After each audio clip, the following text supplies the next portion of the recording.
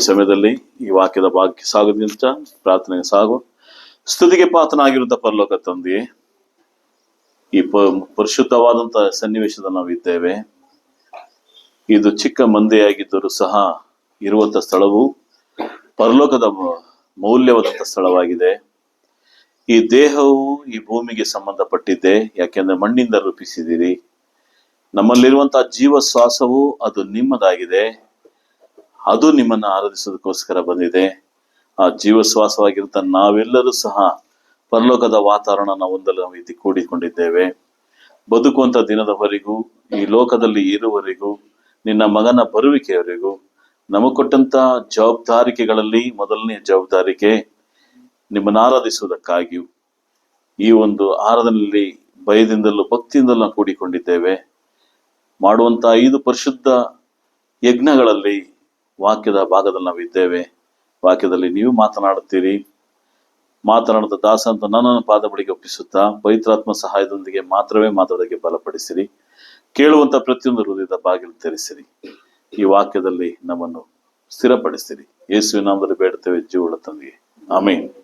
ಕ್ರಿಸ್ತನಲ್ಲಿ ಪ್ರಿಯರೇ, ನಿಮ್ಮನ್ನು ಮತ್ತೊಂದು ಆವರ್ತಿ ಈ ಒಂದು ವಾರದ ಮೊದಲಿನಲ್ಲಿ ನೋಡುವಂತ ಅವಕಾಶ ಮಾಡಿಕೊಟ್ಟಿದ್ದಕ್ಕಾಗಿ ದೇವರಿಗೆ ಸ್ತೋತ್ರ ಹೇಳುತ್ತಾ, ನಾವು ತುಂಬಾ ಪರಿಶುದ್ಧವಾದಂತ ಆಲಯದಲ್ಲಿ ನಾವಿದ್ದೇವೆ.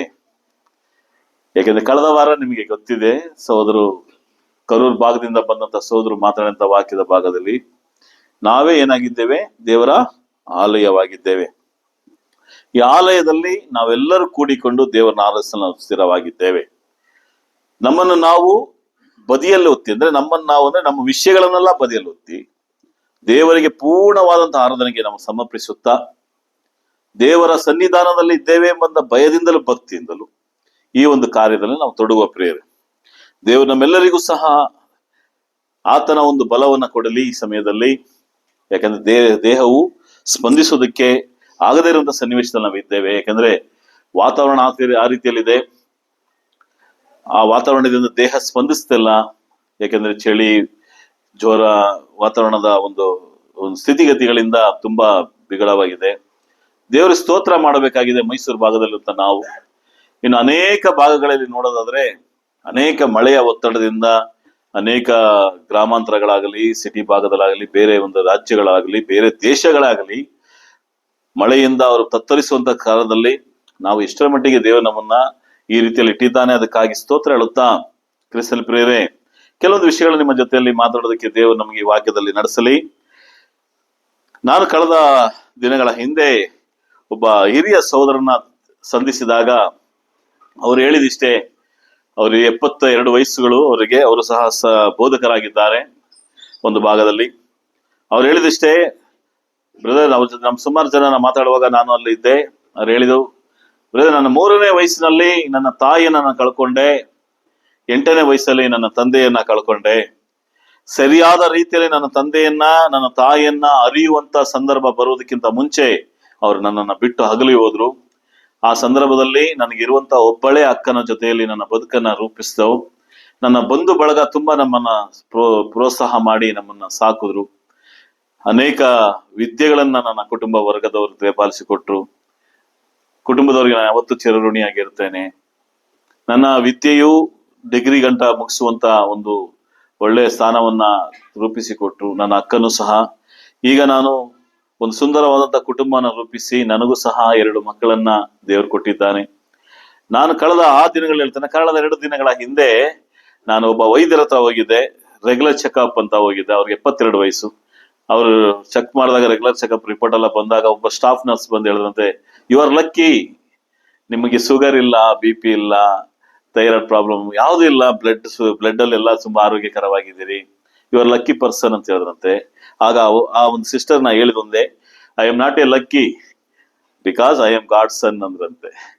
ನಾನು ದೇವರ ಮಗನಾಗಿದ್ದೇನೆ. ದೇವರ ಮಗನಾಗಿರೋದ್ರಿಂದ ನನಗೆ ದೇವರು ಈ ಒಂದು ಸ್ಥಿತಿ ಕೊಟ್ಟಿರಬಹುದು. ಆದರೂ ಸಹ ಅವ್ರಿಗೆ ಒಂದು ಮಾತಂದ್ರೆ, ಈ ದೇಹದ ಆರೋಗ್ಯಕ್ಕಿಂತಲೂ ನನ್ನಲ್ಲಿರುವಂತ ಒಳಗಡೆ ಇರುವಂತ ನನ್ನ ಆತ್ಮದ ಆರೋಗ್ಯದ ಬಗ್ಗೆ ನಾನು ತುಂಬಾ ಚಿಂತಾಜನಕವಾಗಿರ್ತೇನೆ ಅವತ್ತು ಸಹ. ಯಾಕೆಂದ್ರೆ ದೇಹದಲ್ಲಿ ನಾನು ಯಾವತ್ತೋ ಕಳ್ಕೊಂಡಂತ ವಿಷಯಗಳನ್ನ ವೇದವಾಕ್ಯ ನನಗೆ ರೂಪಿಸಿಕೊಟ್ಟಿದ್ದು ಕೆಲವು ವರ್ಷಗಳಾದ ಮೇಲೆ. ಆದ್ರೆ ಈಗ ನಾನು ಸಹ ನೆನೆಸ್ತೇನೆ, ನನ್ಗೆ ಯಾರೇ ಇಲ್ಲ ಅಂದ್ರೂ ಸಹ ದೇವರು ನನ್ನ ಜೊತೆಯಲ್ಲಿದ್ದಾರೆ. ಆ ದೇವರು ಅಂತ ಹೇಳುವಂತ ಪದವನ್ನ ನಾನು ಬಿಟ್ಟು ನನ್ನ ತಂದೆ ನನ್ನ ಜೊತೆಯಲ್ಲಿದ್ದಾರೆ ಅಂತ ನಾನು ಅವಾಗಿಂದಾನು ಹೇಳ್ತಾ ಇದ್ದೀನಿ. ನಾನು 50 ವರ್ಷದ ಪ್ರಯಾಣದಲ್ಲಿ ಅವರು ತಿಳುವಳಿಕೆ ಬಂದ ನಂತರದಿಂದ ಅವರ ಪ್ರೊನೌನ್ಸಿಯೇಷನ್ ಜಾಸ್ತಿ ದೇವರು ಅಂತ ಹೇಳದೇ ಇಲ್ವಂತೆ, ಎಲ್ಲೂ ಉಪದೇಶ ಮಾಡೋದು ನನ್ನ ತಂದೆ, ನನ್ನ ಮೈ ಫಾದರ್ ಅಂತ ಉಪಯೋಗಿಸ್ತಾರಂತೆ. ಕ್ರಿಸ್ತಲ್ಲಿ ಪ್ರಿಯರೇ, ಯಾಕೆ ಅಂತ ಮಾತಾಡುವಾಗ ಅವ್ರು ಹೇಳ್ತಾ ಇದ್ರು, ನನ್ನ ತಂದೆಯ ಗುಣಲಕ್ಷಣಗಳನ್ನ ನಾನು ಸರಿಯಾಗಿ ಅರ್ಥ ಮಾಡ್ಕೊಳ್ಳಿಲ್ಲ. ಯಾಕಂದ್ರೆ ನನ್ನ ಆ ಒಂದು ವಯಸ್ಸಲ್ಲಿ ನನ್ನ ತಂದೆಯನ್ನ ಕಳ್ಕೊಂಡೆ, ತಾಯಿಯ ಪ್ರೀತಿಯ ಕಳ್ಕೊಂಡೆ.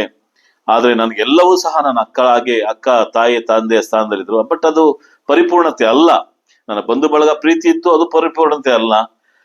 ಒಂದು ಕಾಲೇಜಲ್ಲಿ ಓದುವಾಗ ಫೀಸ್ ಕಟ್ಟಬೇಕಾದ ಸಂದರ್ಭ ಬಂದಾಗ ಅಕ್ಕನಿಗೆ ಹೇಳ್ತಿದ್ದೆ, ಅಕ್ಕ ನನಗೆ ಫೀಸ್ ಕಟ್ಟಬೇಕು ಇದಕ್ಕೆ ಅಂದ್ರೆ ಚಿಕ್ಕಪ್ಪ ಹತ್ರ ಕೇಳು ಒಂದ್ಸರಿ, ಇನ್ನೊಂದ್ಸರಿ ದೊಡ್ಡಪ್ಪ ಹತ್ರ ಕೇಳು, ಅತ್ತೆ ಹತ್ರ ಕೇಳು, ಈ ರೀತಿಯಲ್ಲಿ ಒಬ್ಬೊಬ್ಬರ ಹತ್ರ ಕೇಳಿ ಫೀಸ್ ಕಟ್ಟುವಂತ ಪರಿಸ್ಥಿತಿ. ಆದ್ರೆ ಈಗ ನನ್ನ ತಂದೆ ತಾಯಿ ಇದ್ರೆ ಏನ್ ಮಾಡ್ತಿದ್ದೆ, ಏನ್ ಮಾಡ್ತಿದ್ದು, ಅವ್ರ ಹತ್ರ ಇದೆಯೋ ಇಲ್ವೋ ಗೊತ್ತಿಲ್ಲ, ಫೀಸ್ ಕಟ್ಬೇಕು ಹಂಗೆ ಮಾಡ್ತಿರಲ್ಲ, ನಮ್ಮ ಮಕ್ಳೆಲ್ಲ ಹಂಗೆ ಮಾಡ್ತೀವಿ. ಅಮ್ಮ ಫೀಸ್ ಕಟ್ಬೇಕು, ಅಮ್ಮ ಯೂನಿಫಾರ್ಮ್ ಬೇಕು, ಅಮ್ಮ ನನಗೆ ಅದು ಬೇಕು, ನಮ್ಗೆ ಇದು ಬೇಕು. ತಂದೆ ಹತ್ರ ಇದೆಯೋ ಇಲ್ವೋ, ತಾಯಿ ಹತ್ರ ಅದನ್ನ ರೂಪಿಸಕ್ ಆಗುತ್ತೋ ಗೊತ್ತಿಲ್ವೋ, ಕೇಳುವಂತ ಜವಾಬ್ದಾರಿ ಬಂದಾಗ ಇದನ್ನ ಹೇಳ್ತೀವಿ. ಯಾವ ಧೈರ್ಯದಲ್ಲಿ ಕೇಳ್ತೀವಿ ಅಂದ್ರೆ, ನನಗೆ ಗೊತ್ತು ನನ್ನ ತಂದೆ ಇದನ್ನ ಫುಲ್ಫಿಲ್ ಮಾಡ್ತಾರೆ, ನನಗೆ ಗೊತ್ತು ನನ್ನ ತಾಯಿ ಇದನ್ನ ಸರಿದಟ್ಟೆ ಮಾಡ್ತಾರೆ. ಅವ್ರು ಹೇಗೆ ತಂದು ಕೊಡ್ತಾರೆ, ಹೇಗೆ ಕಟ್ತಾರೆ, ಅದರ ಪ್ರಯಾಸದ ಹಿಂದೆ ಏನಿದೆ ಅನ್ನೋದು ನಮ್ಗೆ ಆ ಒಂದು ಏಜ್ ಅಲ್ಲಿ ಅರ್ಥ ಆಗೋದಿಲ್ಲ. ಆ ಯೌವನಸ್ರ ವಯಸ್ಸಿರ್ಬೋದು, ಮಕ್ಕಳ ವಯಸ್ಸಿರ್ಬೋದು, ವಿದ್ಯೆ ವಯಸ್ಸಿರ್ಬೋದು. ಆದ್ರೆ ಖಂಡಿತವಾಗಿ ನನ್ನ ತಂದೆ ನನ್ನ ಫೀಸ್ ನ ಕಂಪ್ಲೀಟ್ ಮಾಡ್ತಾರೆ. ನನಗೆ ಬೇಕಾಗಿರುವಂತಹ ವಿದ್ಯೆಗೆ ಸಂಬಂಧಪಟ್ಟಂತ, ನನಗೆ ಆಹಾರಕ್ಕೆ ಸಂಬಂಧಪಟ್ಟಂತ, ನನ್ನ ದೇಹಕ್ಕೆ ಸಂಬಂಧಪಟ್ಟಂತ ಉಡುಪು ತೊಡುಪುಗಳೆಲ್ಲವನ್ನ ನನ್ನ ತಂದೆ ನನ್ನ ತಾಯಿ ರೂಪಿಸಿ ಕೊಡ್ತಾಳೆ ಅನ್ನೋ ನಂಬಿಕೆ ಏನಿಗಿದೆ ಅಂದ್ರೆ ಅವ್ರು ನಮ್ಮ ತಂದೆ ಅಷ್ಟೇ. ಅದೇ ಒಂದು ಆನ್ಸರ್, ಮೈ ಫಾದರ್. ನನ್ನ ತಂದೆ ಗೊತ್ತು, ನನ್ನ ತಾಯಿ ಗೊತ್ತು ಮಾಡ್ತಾರೆ ಅಂತ. ಕ್ರಿಸ್ತಲ್ಲಿ ಪ್ರಿಯರೇ, ಎಷ್ಟರ ಮಟ್ಟಿಗೆ ನಾವು ಸಹ ನಮ್ಮ ತಂದೆ ತಾಯಿಗಳನ್ನು ಅವಲಂಬಿಸಿಕೊಂಡು ಬದುಕಿದ್ದೇವೆ, ಎಷ್ಟರ ಮಟ್ಟಿಗೆ ತಂದೆ ತಾಯಿಗಳನ್ನು ಅವಲಂಬಿಸಿಕೊಂಡು ಬದುಕ್ತಾ ಇದ್ದೀವಿ. ಆದ್ರೆ ನಿಜ ತಂದೆಯನ್ನ ನಾವು ಅರ್ಥ ಮಾಡ್ಕೊಬಿಟ್ರೆ ಈ ಲೋಕದಲ್ಲಿರುವಂತ ನಮ್ಮ ಜೀವಿತ ಇನ್ನೂ ಆಶೀರ್ವಾದಕವಾಗಿರ್ತದೆ ಅನ್ನೋದಕ್ಕೆ ಈ ವಿಷಯವನ್ನ ನಿಮ್ಮ ಜೊತೆಯಲ್ಲಿ ಮಾತಾಡೋದಕ್ಕೆ ಪ್ರಯಾಣ ಮಾಡ್ತೇನೆ. ಯೋಹಾನನ ವಿಷಯದಲ್ಲಿ ನಾವು ಒಂದು ವಿಷಯವನ್ನ ತಿಳ್ಕೊಳ್ಬೇಕು. ಯೋಹಾನನ ಬರೆದಂತ ಕಾರ್ಯಗಳಿದ್ರೆ, ಒಂದು ಸುವಾರ್ತೆ, ಒಂದು 3 ಪತ್ರಿಕೆಗಳು, ಇನ್ನೊಂದು ಪ್ರಕಟಣೆ. ಇಷ್ಟು ಪುಸ್ತಕಗಳನ್ನ ನೀವು ಓದುವಾಗ ಆತನು ದೇವರನ್ನಾಗಲಿ ಕ್ರಿಸ್ತನನ್ನಾಗಲಿ ರಿಲೇಶನ್ಶಿಪ್ ನಾಗಿ ಮಾತಾಡುವಂಥದ್ದಂದ್ರೆ ತಂದೆ, ಗೆಳೆಯ, ಸ್ನೇಹಿತ, ಈ ರೀತಿಯಾದ ಒಂದು ರಿಲೇಶನ್ಶಿಪ್, ಸಹೋದರ, ಈ ರೀತಿಯಲ್ಲೇ ಆತನು ಬರೀತಾನೆ. ಪ್ರೀತಿ ಹೆಚ್ಚಾಗಿ ಬರೆದಂಥವ್ನು ಯಾರಂದ್ರೆ ಯೋಹಾನನೇ. ಅಂತ ಪ್ರೀತಿ ಅಂದ ಪದ ಇದೆಯಲ್ಲ, ಇಸ್ ಅ ಲವ್. ಆ ಪದನ ಜಾಸ್ತಿ ಉಪಯೋಗಿಸಿರೋದು ಯೋಹಾನನೇ. ಯೋಹಾನ 3:16 ಏನಂತದೆ, ದೇವರ ಲೋಕದ ಮೇಲೆ ಪ್ರೀತಿ. ಆ ಪ್ರೀತಿಯ ಒಂದು ಸಂಕೇತನೇ ಓವರ್ ಬೈಬಲ್. ಬೈಬಲ್ ಅಂದ್ರೆ ಏನಂದ್ರೆ ಗೊತ್ತಾ, ಪ್ರೀತಿಯ ಒಂದು ಪುಸ್ತಕ ಇದು. ಇದು ಯಾವ ಪ್ರೀತಿ ಅಂದ್ರೆ ಪರಲೋಕದಲ್ಲಿರುವಂತ ಪ್ರೀತಿ ಮುಚ್ಚಿಟ್ಟು ತುಂಬಿಕೊಟ್ಟು ಬರ್ಕೊಟ್ಟು ಕೊಟ್ಟಂತ ಪುಸ್ತಕನೇ ನಮ್ಮ ಕೈಲಂತ 66 ಪುಸ್ತಕಗಳು. ಆ ಮೊದಲನೇ ಅಧ್ಯಾಯದ 1ನೇ ವಾಕ್ಯದಿಂದ ಹಿಡಿದು ಪ್ರಕಟಣೆ 22ನೇ ಅಧ್ಯಾಯ ಕೊನೆಯವರೆಗೂ ಸಹ ಎಲ್ಲೇ ನೀವು ಹೋದ್ರು ಆ ಪ್ರೀತಿಯ ಒಂದು ವಿಷಯಗಳನ್ನ ನೋಡ್ತಾ ಇದ್ರಿ. ದೇವರು ಒಂದು ಕೋಪಿಸಿಕೊಳ್ಳುವಂತ ಸಂದರ್ಭ ಬಂದರೂ ಅಲ್ಲೂ ಪ್ರೀತಿ ಇದೆ.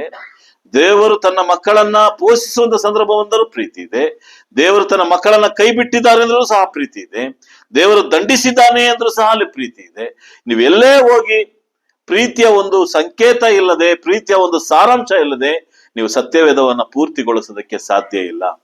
ಅದರಲ್ಲಿ ಹೊಸ ಒಡಂಬಡಿಕೆಯಲ್ಲಿರುವಂತ ಈ ಯೋಹಾನ ಪ್ರೀತಿಯನ್ನ ಅದೇನಂದ್ರೆ ಮಕ್ಕಳಿಗೆ ತಿನ್ನಿಸುವಾಗ ಊಟದ ಜೊತೆಯಲ್ಲಿ ಅವ್ರಿಗೆ ಇಷ್ಟವಾದಂತ ಬೆರೆಸಿ ತಿನ್ನಿಸುವಂತ ರೀತಿಯಲ್ಲಿ, ಅದು ಕಹಿ ಆದ್ರೂ ಪರವಾಗಿಲ್ಲ, ಈ ಸಿರಪ್ ಕುಡಿಲೇಬೇಕು, ನನ್ನ ಮಗು ಹುಷಾರಾಗ್ಬೇಕು ಅಂದ್ರೆ ಏನ್ ಮಾಡ್ತಾರೆ ಅಂದ್ರೆ, ಒಂದ್ ಕೈಲಿ ಸಿರಪ್ ಇರ್ತದೆ, ಒಂದ್ ಕೈಲಿ ಏನಿರ್ತದೆ, ಏನಿಟ್ ಕರಿತೀರಮ್ಮಂದ್ರ ಸಕ್ಕರೆ ಇಟ್ಕೊಂಡಿರ್ತೀವಿ ನೋಡು, ಸಕ್ಕರೆ ಕೊಡ್ತೀನಿ, ಏನಾಗಲ್ಲ, ಕುಡಿದ್ಬಿಡು. ಇದು ಕಹಿನೇ.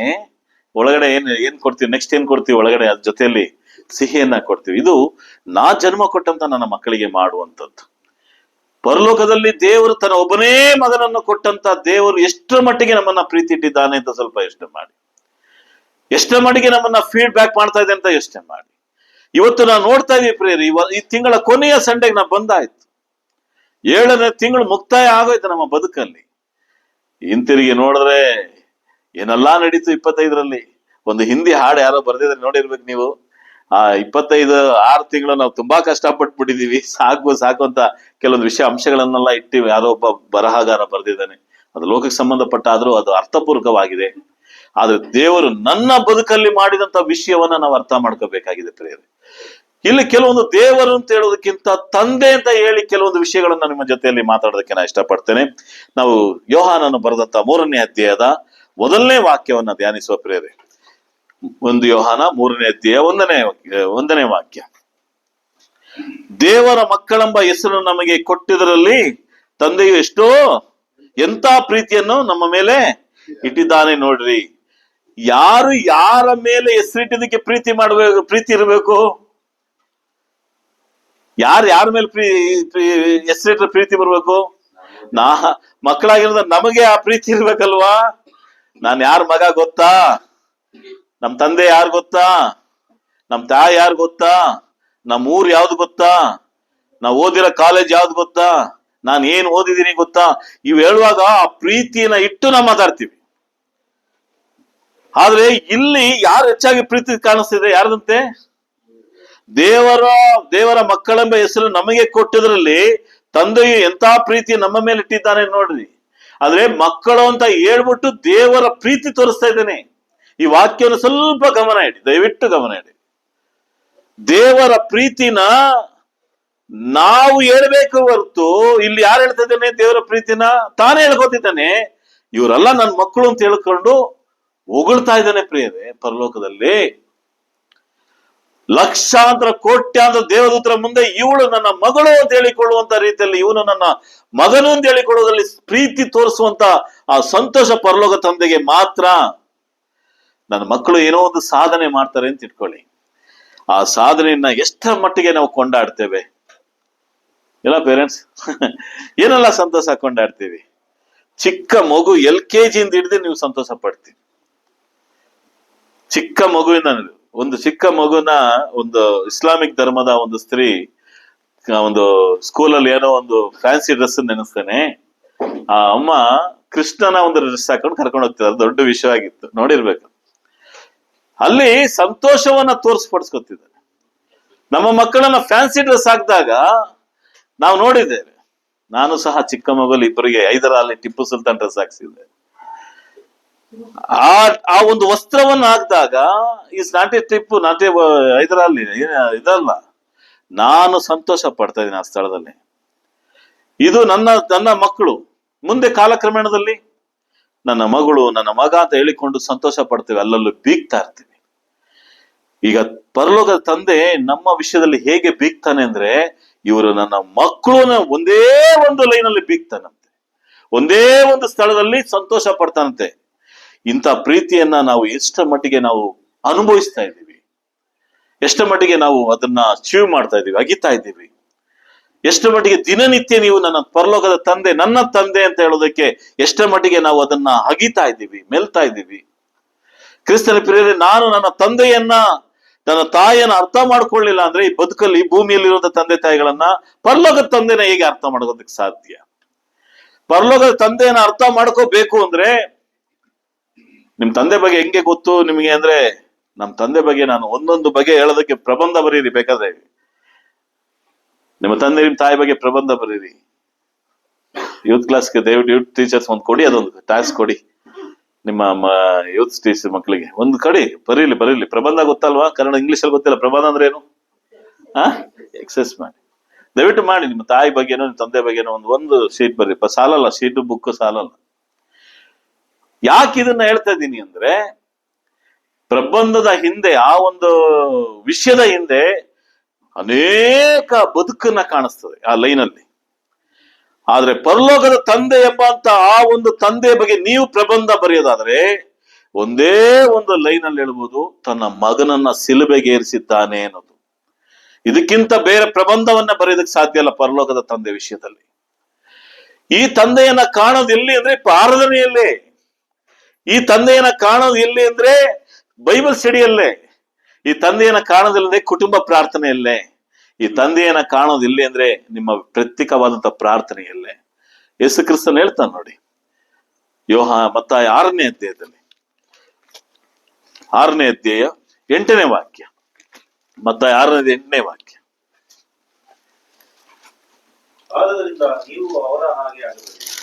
ನೀವು ನಿಮ್ಮ ತಂದೆಯನ್ನು ಬೇಡಿಕೊಳ್ಳುವುದಕ್ಕಿಂತ ಮುಂಚೆಯೇ ನಿಮಗೆ ಏನೇನು ಅಗತ್ಯವೆಂಬುದು ಆತನಿಗೆ ತಿಳಿಸುತ್ತದೆ. ಯೇಸು ಕ್ರಿಸ್ತನು ಎಲ್ಲವನ್ನ ಪ್ರತ್ಯೇಕವಾಗಿ ತಿಳಿಸಿದ್ದಾನೆ ಪ್ರಿಯರೇ. ಭೂಮಿಗೆ ಬಂದು 2000 ವರ್ಷಗಳ ಹಿಂದೆ ತಂದೆ ಬಗ್ಗೆ ತಿಳಿಸೋದಕ್ಕೆ ಬಂದಿದ್ದು ಏಕೈಕ ಮಗ ಅಂದ್ರೆ ತನ್ನ ಮಗನಾದ ಯೇಸು ಕ್ರಿಸ್ತನ್ ಮಾತ್ರನೇ, ಇನ್ಯಾರು ತಿಳಿಸ್ಲಿಲ್ಲ. ನೀವೊಂದು ಹಳೆ ಒಡಂಬಡಿಕೆ 39 ಪುಸ್ತಕಗಳನ್ನ ನೋಡಿ. ಇಸ್ರಾಯೇಲನ ದೇವರು ಯಾವತ್ತೂ ನನ್ನ ಮಕ್ಕಳು ಅಂತ ಎಲ್ಲ ಪ್ರಬಂಧಿಸಿಲ್ಲ. ನಾ ತಿಳಿದ ಮಟ್ಟಿಗೆ ನನ್ನ ಪ್ರಜೆಗಳು, ನನ್ನ ಜನಾಂಗ, ನನ್ನವರು ಅಂತ ಹೇಳಿದಾನೆ ಹೊರತು ನನ್ನ ಮಕ್ಕಳು ಅಂತ ಹೇಳಿ ನಾನು ಅವರ ತಂದೆ ಅಂತ ಹೇಳಿ ಎಲ್ಲೂ ಸಹ ಹೇಳ್ಕೊಂಡಿಲ್ಲ. ಹೊಸ ಒಡಂಬಡಿಕೆಯಲ್ಲಿ ಮಾತ್ರ ಯೇಸು ಕ್ರಿಸ್ತನ ಆ ವಿಷಯವನ್ನ ಹೇಳ್ತಾನೆ. ಈ ವಿಷಯವನ್ನು ಹೇಳುವಾಗ, ಬೆಟ್ಟದ ಪ್ರಸಂಗದಲ್ಲಿ ಹೇಳುವಾಗ ಅಲ್ಲಿದ್ದಂತ ಯೂದರು ಆಶ್ಚರ್ಯಕರವಾಗಿ ನೋಡಿದ್ರಂತೆ. ಏನ್ ತಂದೆ ಅಂತ ಹೇಳ್ತಾರಲ್ಲ, ಫಾದರ್ ಅಂತ ಹೇಳ್ತಾರಲ್ಲ, ಅಲ್ಲಿ ಅವ್ರಿಗೆ ಗಾಡ್ ಆಗಿ ಕಾಣಿಸಿದ್ರು, ದೇವರಾಗಿ ಕಾಣಿಸಿದ್ರು. ಆ ದೇವರ ವಿಷಯದಲ್ಲಿ ಅವ್ರು ಭಯ ಪಡುವಂತ ರೀತಿಯಲ್ಲಿ ಇತ್ತು. ಹಳೆ ಒಡಂಬಡಿಕೆಯಲ್ಲಿದ್ದಂತ ಸನ್ನಿವೇಶಗಳೇ ಬೇರೆ ದೇವರದು. ಅದನ್ನ ಯೇಸು ಕ್ರಿಸ್ತನು ಒಂದು ಕುಟುಂಬದಲ್ಲಿ ತಂದಿಟ್ಟು ತಂದೆ ಅಂತ ಹೇಳಿದಾಗ ಎಷ್ಟರ ಮಟ್ಟಿಗೆ ಹತ್ರಕ್ಕೆ ಹೋಗುವಂತ ರೀತಿಯಲ್ಲಿ ಮಾಡ್ತಾನೆ. ಹೇಳ್ತಾನೆ ಇಲ್ಲಿ ಯೇಸು ಕ್ರಿಸ್ತನ ಈ ಬೆಟ್ಟದ ಪ್ರಸಂಗದಲ್ಲಿ, ತಂದೆ ಬೇಡಿಕೊಳ್ಳೋದಕ್ಕಿಂತ ಮುಂಚೆ ಅಂತ ಹೇಳ್ತಾನೆ. ನಾನ್ ದೇವರ ತಂದೆ ಹತ್ರ ಕೇಳಬೇಕು ಅನ್ನೋದಕ್ಕಿಂತ ಎಲ್ಲಾ ತಂದೆ ತಾಯಿದ್ರು ಭೂಮಿಯಲ್ಲಿರುವ ತಂದೆ ತಾಯಿಗಳನ್ನ ಘನಪಡಿಸ್ತೀನಿ ಅಂತ ನಾನು ಕಳೆದ ಸಂದರ್ಭದಲ್ಲಿ ಹೇಳಿದೆ. ಯಾಕಂದ್ರೆ ಈ ಮೌಲ್ಯಗಳನ್ನ ಸಿಗೋದಿಲ್ಲ ಪ್ರಿಯರೇ. ನಮಗೆ ಈ ಮೌಲ್ಯವನ್ನ ಕಳ್ಕೊಂಡ ಮೇಲೆ ಅವತ್ತು ಅಯ್ಯೋ ನಮ್ಮ ಅಪ್ಪ ಇದ್ರೆ ಚೆನ್ನಾಗಿತ್ತು, ನಾನು ಅದು ಮಾಡ್ತಿದ್ದೆ ಇದು ಮಾಡ್ತಿದ್ದೆ, ಸಿಗಲ್ಲ. ಏನ್ ಮಾಡ್ಬೇಕು ಈಗ್ಲೇ ಮಾಡಿ ನಿಮ್ಮ ತಂದೆ ತಾಯಿಗಳಿಗೆ. ಯೇಸು ಕ್ರಿಸ್ತನು ಅವರ ತಂದೆಯ ಬಗ್ಗೆ, ತನ್ನ ತಂದೆಯ ಬಗ್ಗೆ, ನಿಮ್ಮ ತಂದೆಯ ಬಗ್ಗೆ, ನನ್ನ ತಂದೆಯ ಬಗ್ಗೆ ಇಲ್ಲಿ ಹೇಳ್ತದಾನೆ. ಬೇಡಿಕೊಳ್ಳೋದಕ್ಕಿಂತ ಮುಂಚೆ ಏನಂತೆ ಎಲ್ಲಾ ಗೊತ್ತಿದೆ. ಅಂದ್ರೆ ಅರ್ಥ ಮಾಡ್ಕೊಳ್ಳಿ, ನನ್ಗೆ ಫೀಸ್ ಬೇಕು, ನನಗೆ ಅದು ಬೇಕು ಅನ್ನೋದು ನಾನು ಕೇಳಿ ಪಡ್ಕೊತಿದ್ದೀನಿ ಈ ತಂದೆ ಹತ್ರ. ಆದ್ರೆ ಆ ತಂದೆಗೆ ಗೊತ್ತಿದೆ ನನ್ನ ಮಗಳಿಗೆ ಇದು ಬೇಕು, ನನ್ನ ಮಗನಿಗೆ ಇದು ಬೇಕು ಅಂತ. ಇಂಥ ತಂದೆಯನ್ನ ಪಡೆದುಕೊಂಡಂತ ನಾನು ಎಷ್ಟು ಒದಗು ನಿಜ ಜೊತೆಲಿದ್ದೀರಿ, ಎಷ್ಟು ಇಜ್ಜೋಡವಾಗಿದ್ದೀನಿ ನಿಮ್ಮ ತಂದೆಯಲ್ಲಿ. ನಿಮ್ಮ ತಂದೆ ಹತ್ರ ಎಷ್ಟು ಮೇಲೆ ಹೆಗಲ ಮೇಲೆ ಮಲಿಕತ್ತೀರಿ, ಎಷ್ಟು ಮೇಲೆ ಮುದ್ದಾಡ್ತೀರಿ, ಎಷ್ಟು ನಿಮ್ಮ ತಂದೆ ಮೇಲೆ ಪ್ರೀತಿ ತೋರಿಸ್ತೀರಿ, ಎಲ್ಲ ಮಾಡ್ತೀರಲ್ಲ. ಅದು ಹೆಣ್ಮಕ್ಳು ತಂದೆ ಅಂದ್ರೆ ಅದು ಬೇರೆ ಅಭಿಮಾನನೇ ಬೇರೆ. ಹೆಣ್ಮಕ್ಳಿಗಿಲ್ಲ ಅಂತಲ್ಲ, ತಂದೆ ತಾಯಿಗಳೆಲ್ಲ ಇಬ್ರು ಸೇರಿಸಿ ಬೋತಾರ್ ನಾನು ಹೇಳ್ತಾ ಇದ್ದೀನಿ. ಎಷ್ಟು ಮಮತೆ. ಸಣ್ಣ ಕ್ರಾಸ್ ಆಗ್ಬಾರ್ದು ತಂದೆಗೆ. ಕೇಳ್ತಾರೆ, ಅಪ್ಪ ಏನಾಯ್ತು, ಏನಕ್ಕೆ, ಬನ್ನಿ ಹಾಸ್ಪಿಟ್ಲ್ಗೆ ಹೋಗುವ. ಎಲ್ಲಾದ್ರೂ ಲೇಟ್ ಆಗಿ ಬಂದ್ರೆ ಏನಕ್ಕಾಯ್ತು, ಏನಾಯ್ತು, ಲೇಟ್ ಆಯ್ತು. ನಿಮ್ಗಿಂತ ಹೆಚ್ಚಾಗಿ ತಂದೆ ತಾಯಿಗಳಿಗೆ ನೀವೊಂದು ಲೇಟ್ ಮಾಡಿದ್ರೆ, ಅಮ್ಮ ಎಲ್ಲಿದೆ, ಯಾಕಾಯ್ತು, ಏನಾಯ್ತು. ಈ ಲೋಕದಲ್ಲಿರುವಂತ ಈ ಸಂಬಂಧಗಳನ್ನ ನಾವು ಅರ್ಥ ಮಾಡಿಕೊಳ್ಳುವಂತ ನಾನು ನೀವು ಪರಲೋಕದ ತಂದೆಯ ವಿಷಯದಲ್ಲಿ ನಾವು ಯಾಕೆ ಅರ್ಥ ಮಾಡ್ಕೋತಾ ಇಲ್ಲ ಅನ್ನೋದೇ ಅರ್ಥ ಆಗ್ತಾ ಇಲ್ಲ ನನಗೆ. 6ನೇ ವಾಕ್ಯದ 6ನೇ ಅಧ್ಯಾಯದ 6ನೇ ವಾಕ್ಯ ದಯವಿಟ್ಟು ಓದಿ. ಪ್ರಾರ್ಥನೆ ವಿಷಯದಲ್ಲಿ ಯೇಸು ಕ್ರಿಸ್ತನ ಒಂದು ಐಡಿಯಾ ಕೊಡ್ತಿದ್ದಾನೆ ಅಲ್ಲಿ ಯೂದರಿಗೆ, ನಮಗೂ ಕೊಡ್ತಿದ್ದಾನೆ. ನೀನು ಪ್ರಾರ್ಥನೆ ಮಾಡಬೇಕಾದ್ರೆ ನಿನ್ನ ಏಕಾಂತವಾದ ಕೋಣೆಯೊಳಗೆ ಹೋಗಿ ಬಾಗಿಲನ್ನು ಮುಚ್ಚಿಕೊಂಡು ಅಂತರಂಗದಲ್ಲಿ ಇರುವ ನಿನ್ನ ತಂದೆಗೆ ಪ್ರಾರ್ಥನೆ ಮಾಡು. ಅಂತರಂಗದಲ್ಲಿ ನಡೆಯುವುದನ್ನು ನೋಡುವ ನಿನ್ನ ತಂದೆಯು ನಿನಗೆ ಫಲ ಕೊಡುವನು. ಏನ್ ಹೇಳ್ತಿದ್ದೇನೆ? ಯಾರ ಹತ್ರ ಪ್ರಾರ್ಥನೆ ಮಾಡು? ಯಾರ ಹತ್ರ? ದೇವ್ರ ಹತ್ರ, ತಂದೆ ಹತ್ರ. ತಂದೆಗೆ ಪ್ರಾರ್ಥನೆ ಮಾಡು ಅಂದ್ರೆ ಎಷ್ಟು ಜನ ನೀವು ಮಾಡ್ತೀರಿ ನಿಮ್ಮ ತಂದೆಗೆ? ಏಕಾಂತದಲ್ಲಿ ಇಬ್ರು ಮಕ್ಕಳು ಇರ್ತಾರೆ, ಅದನ್ನ ಬೇಕು ಎಲ್ಲಿ ಅದನ್ನ ಕೇಳಿದ್ರೆ ನಮ್ಗೆ ಇವಳು ಪಕ್ಕದಲ್ಲಿ ಇರೋಳು ತಂಗಿನೋ ಅಕ್ಕನೋ ಹಿಡ್ಕೊಬಿಡ್ತಾಳೆ ಅಂತ ಏನ್ ಮಾಡ್ತೀವಿ, ಮೆತ್ತಿಗೆ ಅಪ್ಪ ಬಾಲ್ಯ ನಿನ್ ಜೊತೆ ಮಾತಾಡ್ಬೇಕು ಅಂತ ಕರ್ಕೊಂಡು ಹೋಗಿ ಹೆಗಲ ಮೇಲೆ ಸವರ್ತಾ ಅದು ಮಾಡ್ತಾ ಇದು ಮಾಡ್ತಾ, ಅಪ್ಪ ನನಗೆ ಈ ಡ್ರೆಸ್ ಬೇಕು ಕೇಳ್ತಿರಲ್ಲಮ್ಮ, ಅಪ್ಪ ಅಮ್ಮ ನನಗೆ ಅಮ್ಮ ನನಗೆ ಇದು ಬೇಕು, ನನಗೆ ಈ ಬ್ಯಾಟ್ ಬೇಕು, ಏನೋ ಒಂದು. ಯಾಕೆ ಆತರ ಕೇಳ್ತೀವಿ ಅಂದ್ರೆ, ಯಾಕೆ ಆತರ ಕೇಳ್ತೀವಿ? ಒಂದು ವೇಳೆ ಪಕ್ಕದಲ್ಲಿ ಎರಡನೇ ಇರ್ತಾರಲ್ಲ, ಒಂದು 6 ಜನ 3 ಜನ ಮಕ್ಕಳ ಎಲ್ಲ ಒಂದು ತಡೆಗೋಡೆಗಳು ಬಂದ್ಬಿಡ್ತಾರೆ ಅಂದ್ಬಿಟ್ಟು ಮುದ್ದಾಗಿ ನಿರಂತರವಾಗಿ ಹತ್ರ ಹೋಗಿ ಕಿವಿಯಲ್ಲಿ ಕೇಳ್ತಾ ಸವರುತ್ತಾ ಮುದ್ದಾಡ್ತಾ ನಾವು ಕೇಳ್ತೀವಿ. ಇವತ್ತಿಗೂ ಅಷ್ಟೇನೆ ಸಹ ನಾವು ಹಂಗೆ ಮಾಡ್ತೀವಿ. ಇದನ್ನೇ ಯೇಸು ಕ್ರಿಸ್ತನ್ ಹೇಳ್ಕೊಡ್ತಿದ್ದಾನೆ. ನೀನ್ ಏಕಾಂತವಾಗಿ ಹೋಗು, ನಿನ್ನ ಪರ್ಸನಲ್ ಆಗಿರೋ ವಿಷಯಗಳನ್ನ ಹೇಗೆ ನಿನ್ನ ತಂದೆ ಹತ್ರ ಹೋಗ್ಬಿಟ್ಟು ಅಪ್ಪ ನನಗೆ ಆ ಡ್ರೆಸ್ ಬೇಕಾಗಿತ್ತು, ಅಪ್ಪ ನನಗೆ ಅದು ಬೇಕಾಗಿತ್ತು ಅಂತ ಹೇಗೆ ನೀನು ಅದನ್ನ ಕೇಳ್ತೀಯೋ, ಅದೇ ತರ ನಿನ್ನ ಅಂತರಂಗದಲ್ಲಿ ಏನಾದ್ರೂ ದುಃಖ ವಿಷಯನೋ ಸಂತೋಷವೇನೋ ನೀನು ಹೋಗ್ಬಿಟ್ಟು ಒಂದು ಬಾಕ್ಲು ಹಾಕೊಂಡು ನಿನ್ನ ತಂದೆ ಹತ್ರ ಕೇಳು.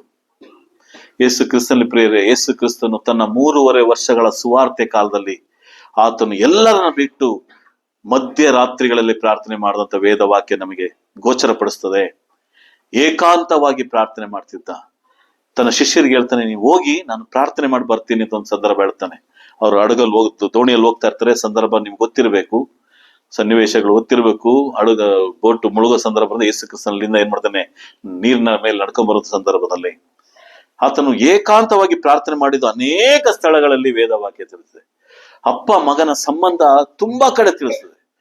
ನಾವು ಪ್ರಾರ್ಥನೆ ಮಾಡ್ತೀವ, ನನ್ನ ಶರೀರದಲ್ಲಿ ಜನ್ಮ ಕೊಟ್ಟದ ತಂದೆ ಹತ್ರ ನನ್ನ ಅನಿಸಿಕೆಗಳು ಬೇಕಾಗಿರೋದನ್ನ ಹೇಗೆ ಮುದ್ದು ಮಾಡಿ, ನನ್ನ ತಾಯಿ ಹತ್ರ ಮುದ್ದು ಮಾಡಿ ಅದನ್ನ ಅವ್ರು ಹೇಗಾದ್ರೂ ಮಾಡ್ತಾರೆ, ನನಗೆ ಕೊಡಿಸ್ತಾರೆ ಎಂಬ ನಂಬಿಕೆಯಲ್ಲಿ ಹೋಗ್ತಿರೋ, ಎಲ್ಲವನ್ನ ತಿಳಿದಂತ ದೇವರ ಬಳಿಯಲ್ಲಿ ಎಷ್ಟು ಸಾರಿ ನೀವು ಬೋಲ್ಟ್ ಹಾಕೊಂಡು ಪ್ರೇಯರ್ ಮಾಡಿದ್ದೀರಿ?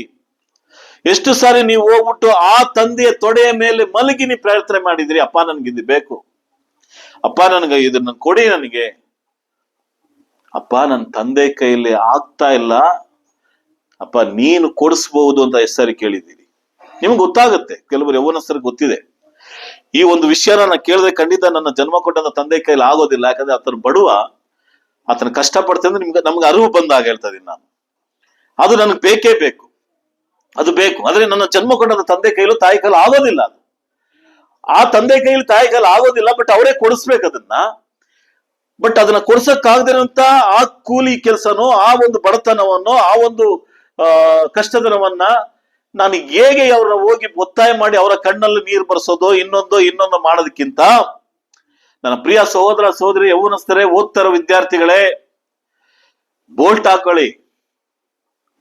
ಅಲ್ಲಿ ಮೇಲಪ್ಪ ಒಬ್ಬರಿದ್ದಾರೆ, ಕೇಳಿ, ಅಪ್ಪ ನನಗಿದು ಬೇಕು, ಈ ಅಪ್ಪನ ಕೈಲಿ ಆಗೋದಿಲ್ಲ ಅಂತ ನನ್ಗೆ ಗೊತ್ತಿದೆ, ಅಮ್ಮನ ಕೈಲಿ ಆಗೋದಿಲ್ಲ ಅಂತ ಗೊತ್ತಿದೆ, ಹೀಗೆ ಆಲ್ರೆಡಿ ಸಾಲ ಮಾಡಿ ಬೆಟ್ಟದಷ್ಟಿದೆ, ದಯವಿಟ್ಟು ಇದು ಬೇಕು, ಇದನ್ನ ನೀನ್ ಕೊಡಬಲ್ಲೆ ಅಂತ ಕೇಳಿ. ಖಂಡಿತವಾಗಿಯೂ ಅದು ಸಕ್ಸಸ್ಫುಲ್ ಆಗ್ಲಿಲ್ಲ ಅಂದ್ರೆ ಕ್ರಿಸ್ತನ ಪ್ರಿಯರೇ, ಈ ವೇದಿಕೆ ಬಿಟ್ಟು ಹೊಂಟೋಯ್ತೀನಿ ನಾನು ಸುವಾರ್ತೆ ಕೆಲಸನೇ ಬಿಟ್ಟು ಹೊಂಟೋಯ್ತೀನಿ ನಾನು. ಖಂಡಿತವಾಗಿ ನೀವು ನಿಮ್ಮ ಪರಲೋಕದ ತಂದೆ ಹತ್ರ ಕೇಳಿ, ನಿನ್ನ ಜನ್ಮ ಕೊಟ್ಟಂತ ತಂದೆಯ ಮೂಲಕ ಕೊಟ್ಟೇ ಕೊಡ್ತಾನೆ ದೇವರು. ಅದು ಏನಾದ್ರೂ ಆಗಿರ್ಬೋದು, ಅವಶ್ಯಕತೆ ಇದ್ರೆ ಮಾತ್ರ. ಅದನ್ನ ಮಾತ್ರ ಅಂಡರ್ಲೈನ್ ಮಾಡ್ಕೊಳ್ಳಿ ನಿಮ್ಮ ಮನಸ್ಸಲ್ಲಿ. ಅವಶ್ಯಕತೆ ಇದ್ರೆ ಮಾತ್ರ ಖಂಡಿತವಾಗಿ ದೇವರು ಕೊಡ್ತಾನೆ. ಆ ತರ ತಂದೆ, ಅದಕ್ಕೆ ಹೇಳ್ತಾನೆ ಯೇಸು ಕ್ರಿಸ್ತನಲ್ಲಿ, ಎಲ್ಲವನ್ನ ತಿಳಿದ ದೇವರು. ಆ ತಂದೆ ಹತ್ರ ಹೋಗಿ ಅಮ್ಮನ ಹತ್ರ ಕೇಳಿದ್ರೆ ಅಮ್ಮನ ಹತ್ರ ಆಗಲ್ಲ, ಅಮ್ಮ ಬಡವಳು, ಅಮ್ಮನ ಕೈ ಬಲಹೀನಳು. ಹೋಗಿ ಪರಲೋಕದ ತಂದೆ ಹತ್ರ ಕೇಳಿ, ಅಪ್ಪ ಅಮ್ಮನ ಕೈಲಿ ಆಗಲ್ಲ, ನೀನ್ ಕೊಡಿಸ್ಬಲ್ಲೆ. ದೇವರು ಬಾಗಿಲುಗಳನ್ನ ತೆರೆಸ್ತಾನೆ ಪ್ರಿಯರೇ. ದೇವರು ಅನೇಕ ಇಸ್ರಾಯೇಲ್, ಅದಕ್ಕೆ ಹೇಳ್ತಾನೆ ಅವಾಗ ಹಳೆ ಒಡಂಬಡಿಕೆನ ನಾನು ಹೇಳ್ತೀನಿ, ಏನಂತ ಹೇಳ್ತೀನಿ, ನಿದರ್ಶನವಾಗಿದೆ. ಓದಿ ಅದನ್ನ.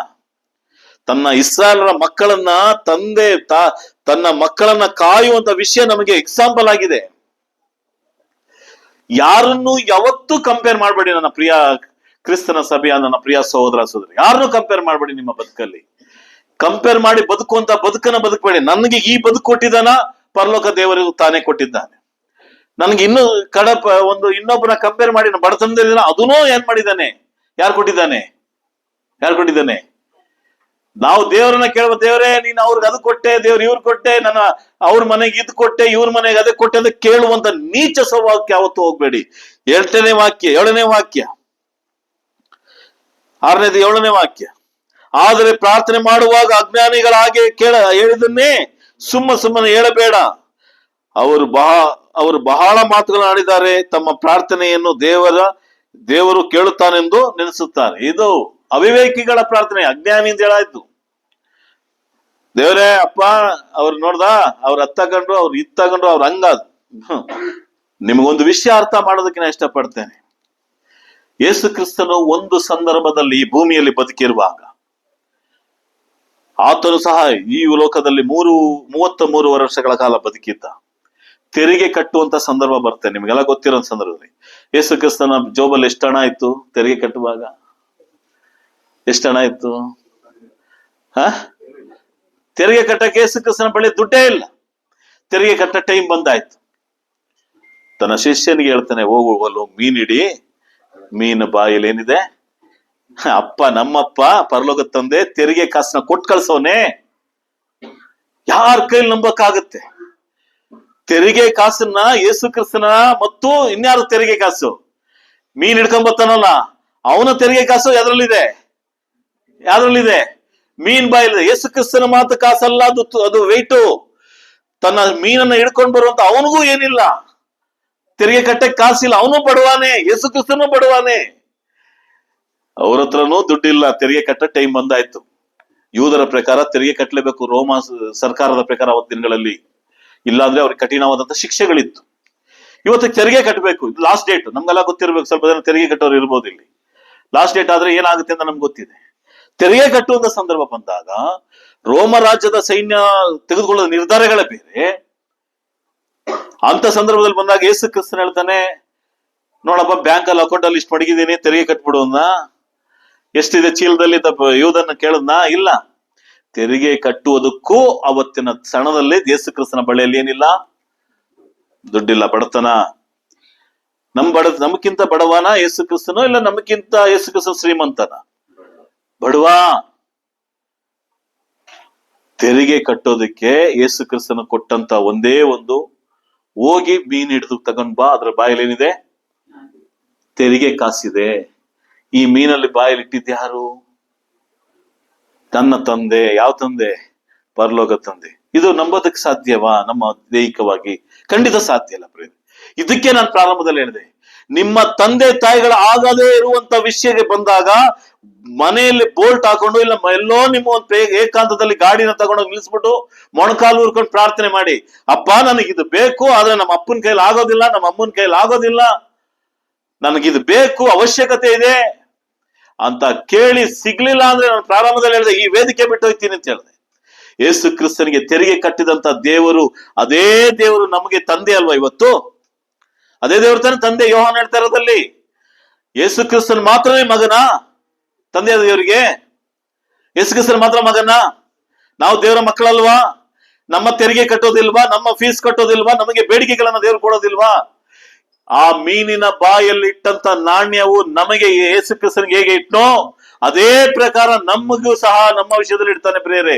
ಅದು ಯಾರ ಮೂಲಕ ಬೇಕಾದ್ರೂ ಸಿಗೋದಕ್ಕೆ ಸಾಧ್ಯ. ನಂಬಿಕೆ ಇದೆಯಾ ನಿಮಗೆ? ನಂಬಿಕೆ ಇದ್ದವರು ಆಮೇನ್ ಅಂತ ಹೇಳಿ ನಂಬೇಕು. ತೆರಿಗೆ ಕಟ್ಟುವಂತ ಸಂದರ್ಭ ಬಂದಾಗ ತನ್ನ ಮಗನಿಗೋಸ್ಕರ ಮೀನನ್ನು ಬಾಯಿ ಇಟ್ಟಿಲ್ಲ.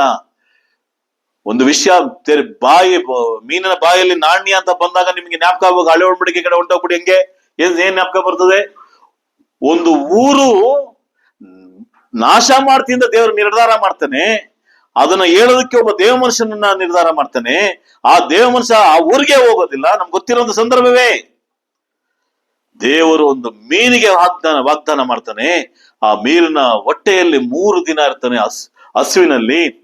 ಆ ಮೀನು ಕಕ್ಕಬೇಕಾದಂತ ಅದೇ ಆತನ ಬಿಡಬೇಕಾದ ಸ್ಥಳಕ್ಕೆ, ಸರಿಯಾದ ಸ್ಥಳಕ್ಕೆ ಬಿಡ್ತಾನೆ. ಅದೇ ನಮಗೆ ಗೊತ್ತಿರುವಂತದ್ದು ನಿನೆವೆ ಪಟ್ಟಣದ ಬಗ್ಗೆ. ದೇವ್ರಿಗೆ ಗೊತ್ತು, ಈ ಜನರಿಗೆ ಇವನು ಹೋಗಿ ಹೇಳಿದ್ರೆ ಏನಾಗ್ತಾರೆ? ಖಂಡಿತ ಮನ ತಿರುಗ್ತಾರೆ ಅಂತ ದೇವ್ರಿಗೆ ಗೊತ್ತು. ಹೇಳ್ಬೇಕಾಗಿ ಒಬ್ಬ ವ್ಯಕ್ತಿ ಬೇಕೇ ಬೇಕಲ್ವಾ? ಯಾಕಂದ್ರೆ ಅವರೆಲ್ಲ ಅನ್ಯರು, ನಿನೆವೆ ಪಟ್ಟಣದಲ್ಲಿದ್ದವ್ರು. ಅವ್ರಿಗೆ ಹೇಳೇಬೇಕು ಅಂತ ಬಂದಾಗ ಆ ಯೋನನನ್ನ ದೇವರು ಆರಿಸ್ಕೋತಾರೆ. ಯೋನ ಹೋಗೋದೇ ಇಲ್ಲ, ತಾರ್ಸಿಸ್ಗೆ ಹೋಗ್ತಾನೆ. ಆದ್ರೆ ತನ್ನ ಮಕ್ಕಳಿಗೋಸ್ಕರ, ಅವ್ರಿಗೋಸ್ಕರ ಒಬ್ಬ ಮನುಷ್ಯನನ್ನ, ಒಬ್ಬ ಮೀನನ್ನ, ಏನೆಲ್ಲಾ ವಿಷಯಗಳು ನಡೆದಿದೆ ಹಳೆ ಒಡಂಬಡಿಕೆಯಲ್ಲಿ. ನಮ್ಮ ವಿಷಯದಲ್ಲಿ ಯಾಕೆ ನಡೆಯೋದಿಲ್ಲ? ನಿಮಗೊಂದು ಅರ್ಥ ಮಾಡ್ಕೋಬೇಕು, ನಾವು ಅವರಿಗಿಂತಲೂ ಶ್ರೇಷ್ಠ. ಯಾರಿಗಿಂತ? ಇಬ್ರೇ ಗ್ರಂಥ ಓದಿ. ಯೇಸು ಕ್ರಿಸ್ತನು ಶ್ರೇಷ್ಠನು ಅಂತ ಹೇಳುವಂತ ಅಧ್ಯಾಯವೇ ಯಾವ್ದು? ಯಾವ ಪುಸ್ತಕ? ಇಬ್ರೇ ಗ್ರಂಥ ಓದುವಾಗ ನೀವು ಸ್ಟಾರ್ಟ್ ಆಗುತ್ತೆ. ದೇವದೂತರಿಂದ ಸ್ಟಾರ್ಟ್ ಆಗಿ ಸಭೆ ಹಳೆ ಒಡಂಬಡಿಕೆಯಿಂದ ಎಲ್ಲಾ ಪಿತೃಗಳಿಂದ ಎಲ್ಲಾರಿಗಿಂತಲೂ ಯೇಸು ಕ್ರಿಸ್ತನ್ ಏನಾಗಿದ್ದಾನೆ? ಶ್ರೇಷ್ಠನಾಗಿ. ಈಗ ಯೇಸು ಕ್ರಿಸ್ತನ ದೇಹವಾಗಿರುವಂತ ನಾವು ಶ್ರೇಷ್ಠರಲ್ವಾ ಅನ್ನೋದ್ರೆ? ಹಾಗೆ ದೇವ್ರು ನಮ್ಮನ್ನ ಪ್ರಾರ್ಥನೆಯನ್ನ ಕೇಳೋದಿಲ್ವಾ? ಕೇಳ್ತಾನೆ ಪ್ರಿಯರೇ. ಕೇಳ್ಬೇಕು. ಇವತ್ತು ಹೋಗ್ಬಿಟ್ಟು ನೀವು ಸಾಧಿಸ್ತೀರಿ. ಯಾರನ್ನೆಲ್ಲ ಸಾಧಿಸ್ಬೇಕು ಅಂತ ನನ್ನ ಪ್ರಿಯ ಹೆಣ್ಮಕ್ಳು ಸಹೋದರಿಯರಿದ್ದಾರೆ, ಸಾಧಿಸ್ತೀರಿ. ನೀವು ಹೋಗಿ ಕೇಳಿ, ಈ ಅಪ್ಪನ ಹತ್ರ ಕೇಳ್ಬೇಡಿ, ಆಗಲ್ಲ ಅಂತ ನಿಮ್ಗೆ ಗೊತ್ತಿದ್ರೆ ಆ ಅಪ್ಪನ ಹತ್ರ ಕೇಳಿ. ದೇವರು ಅಷ್ಟು ಪ್ರೀತಿ ಇಟ್ಟಿದ್ದಾನೆ ಪ್ರಿಯರ ಮೇಲೆ. 1 ಯೋಹಾನ 4:8 ವಾಕ್ಯ ಏನು ಹೇಳ್ತಾನೆ ನೋಡಿ. 1 ಯೋಹಾನ 4:8 ವಾಕ್ಯ. 1 John 4:8. ಪ್ರೀತಿಯಿಲ್ಲದವನು ದೇವರನ್ನು ಬಲ್ಲವನಲ್ಲ, ಯಾಕೆಂದರೆ ದೇವರು ಪ್ರೀತಿಸುವವನು. ಹೇಳ್ತಾನೆ, ಓದಿ ಬ್ರದರ್. ಪ್ರೀತಿಯಿಲ್ಲದವನು ದೇವರನ್ನು ಬಲ್ಲವನಲ್ಲ. ಯಾರು ದೇವರನ್ನ ತಿಳ್ಕೊಂಡಿಲ್ಲ ಅವ್ರಿಗೇನಿಲ್ಲ. ಯಾರ ಮೇಲೆ? ಭೂಮಿಯಲ್ಲಿ ಜನ್ಮ ಕೊಟ್ಟದ ತಂದೆ ಮೇಲೆ ಜೀವ ಕೊಡೋಷ್ಟು ಪ್ರೀತಿ ಇಟ್ಕೊಂಡಿದೀವಿ ನಾವು. ಒಂದು ಉಕ್ಕರಲ್ಲಿ ರಕ್ತ ಬಂದ್ರೆ ಆಗೋದಿಲ್ಲ ನಮ್ಮ ತಂದೆ ಮೇಲೆ, ತಾಯಿಗೆ ಮೇಲೆ ಎಡಗಿದ್ರೆ ಆಗೋದಿಲ್ಲ, ಅಷ್ಟು ಅಳ್ತೀವಿ. ಯಾಕಂದ್ರೆ ನಮ್ ಜನ್ಮ ಕೊಟ್ಟದ ತಾಯಿ, ನಮ್ ಜನ್ಮ ಕೊಟ್ಟದ ತಂದೆ ಅಂತ ಅಷ್ಟು ಪ್ರೀತಿ ಇಟ್ಟಿದಿರಲ್ಲ.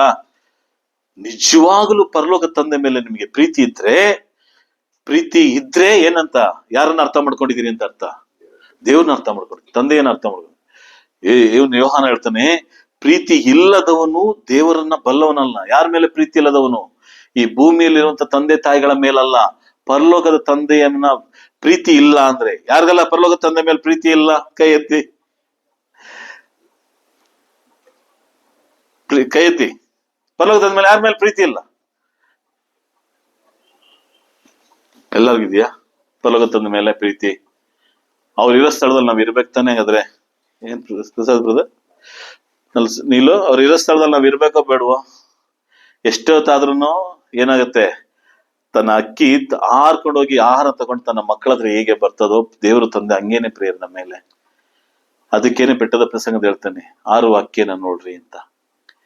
ಅಂತ ಪ್ರೀತಿಯನ್ನ ನಾನು ಅರ್ತ್ಕೋಬೇಕು ಅಂದ್ರೆ ನನ್ನ ತಂದೆ ಎಲ್ಲಿದ್ದಾನ ಅಲ್ಲಿ ಇರ್ಬೇಕು. ಒಂದು ಸಲ ಮಗಳು ಅರ್ಧ ಗಂಟೆ ಲೇಟ್ ಆದ್ರೆ ಸಾಕು, ಫೋನ್ ಮೇಲೆ ಫೋನ್, ಏನಂಕಮ್ಮ ಲೇಟು, ಎಲ್ಲ ಟ್ರಾಫಿಕ್ ಜಾಮು, ಏನ್ ಹೇಳಿದ್ರು ಸಹ ಬೇಗ ಬಂದ್ಬಿಡು, ನೋಡು ಅಪ್ಪ ಬಸ್ ಸ್ಟ್ಯಾಂಡ್ ಅಲ್ಲಿ ಕಾಯ್ತಿದಾರೆ, ನೋಡು ಅಪ್ಪ ಅಲ್ಲಿ ಬಂದ್ ಕಾಯ್ತಿದಾರೆ, ಅಮ್ಮ ನೋಡು ಅಲ್ಲಿ ಕೊಡೆ ಹಿಡ್ಕೊಂಡು ನಿಂತಿದ್ದಾರೆ. ಎಷ್ಟು ನಾನು ಕೇಳಿದೀನಿ ಪ್ರಿಯರೇ, ನಾನು ಕೇಳಿದೆ ಹೇಳ್ತಾ ಇದ್ದೀನಿ. ಮಳೆಯಲ್ಲಿ ನಿಂತಂತ ತಂದೆಂದ್ರ ನೋಡಿದ್ದೀನಿ, ತಾಯಂದ್ರ ನೋಡಿದ್ದೀನಿ, ಊಟದ ಬ್ಯಾಗ್ ಇಟ್ಕೊಂಡು ನಿಂತಂತ ತಾಯಂದ್ರನ್ನ.